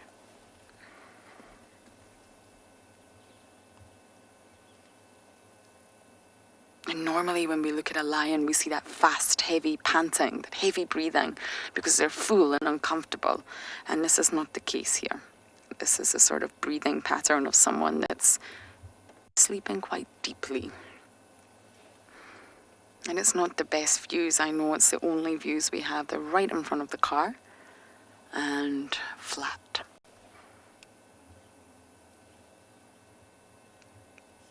probably drive past them. They're very well camouflaged in the sort of winter colour scheme. That monotonous tawny landscape colour. The dry colour of the dead grass is perfect for lions to blend into.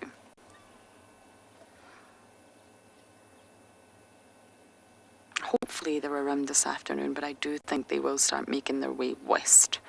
I just don't know how long it's going to take for them to cross out. It's also going to be interesting to know exactly where they are in the afternoon. How much distance did they cover in between mating and sleeping?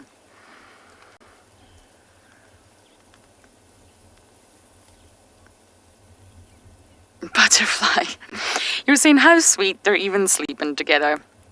Yes, I don't think she has much choice. I don't exactly know how sweet it is. He is just guarding her every moment because he could lose her. If another male came, which is highly unlikely at this stage, she could easily take off with him and start a new honeymoon, shall we say. And it's been recorded for lionesses to actually wait until the male is sleeping or he's occupied and scoot off with another male. It's been recorded many times, and that is because she's not loyal to him. She's seeking the best sort of avenues for her offspring, for her bloodline.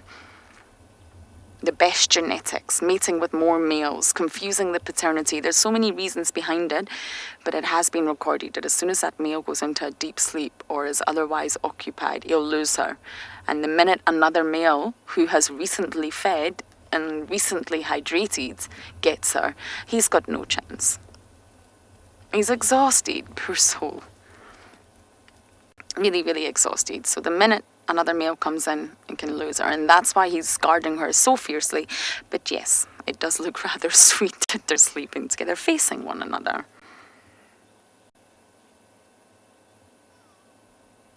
She has all the power here. It really is sort of, well, it lies in the power of the females. And they've been snarling at one another constantly. I don't think they really like each other that much. It's just a necessary act that they both must go through.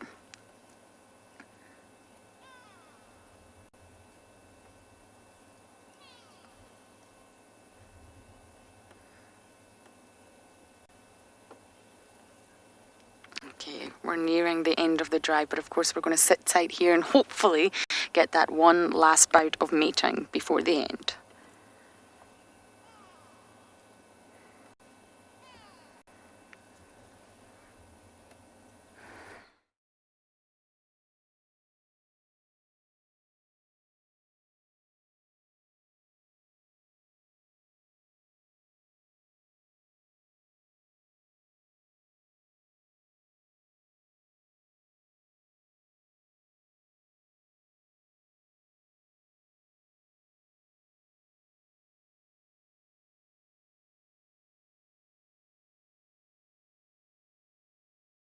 While we are still here with the Nkuhumas, just appreciating the sighting, I must say, I've been on Simbambili a few times now, and it's always delivered. A lovely property and a privilege to traverse. Lovely working with all the guys on the property, Mike and Andrew and Justin and Saber. They're always so helpful, following up with tracks and locating what they can. Lovely to have fellow rangers that appreciate the bush as much and assist one.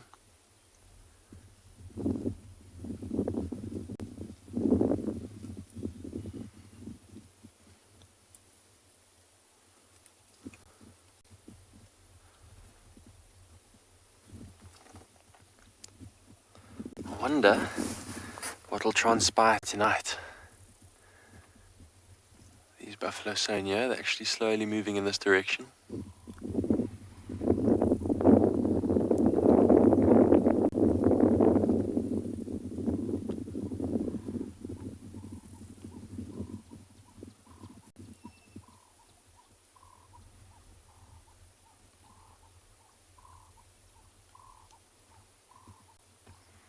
It's amazing how they blend in.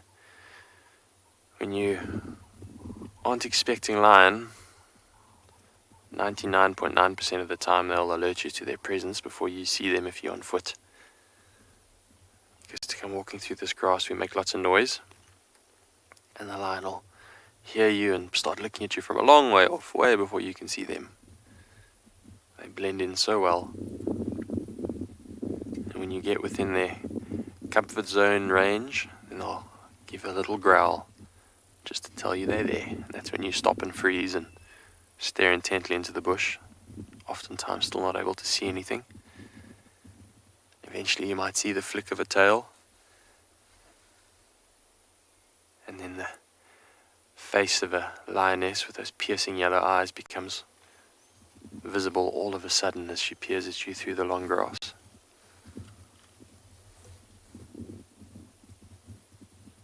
The sight of that with the low warning growl is often enough to make your heart triple in beats per minute, no matter how seasoned you are out here. There's something about walking with lion on foot and encountering them when they warn you. But on a vehicle like this, they are so relaxed, not fazed by us at all. Lovely to be able to view them up close like this.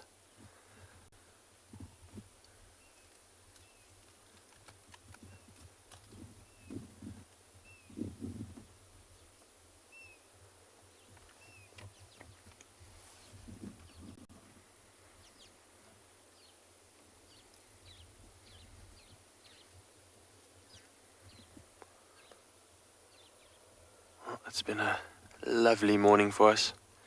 Craig and I really working on our tracking and trailing.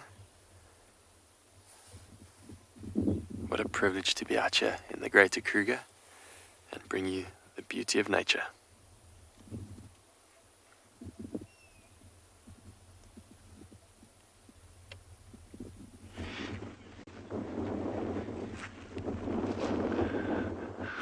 And the burrow maintenance continues.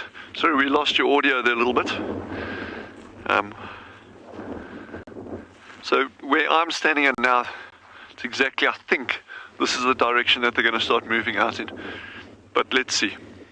They're probably going to be here for another 10-15 minutes, I'd guess.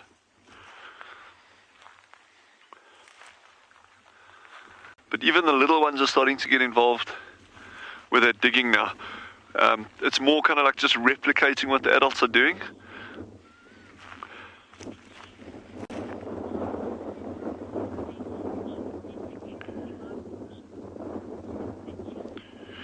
Mr. Chief has asked, how often do they switch their security guard position? It really depends on the individual meerkat.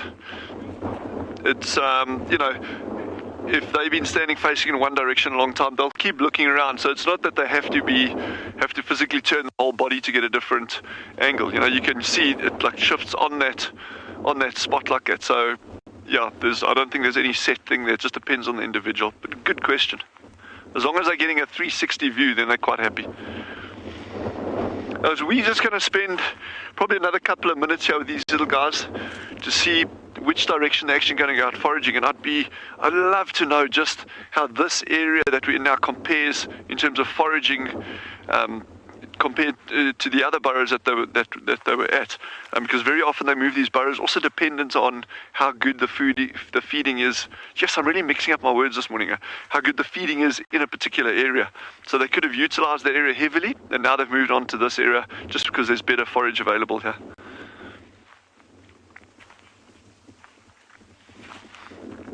But such charismatic little animals, and it's always fun to watch them in the mornings and just like watching these little ones grow up and that. It's just going to be so cool.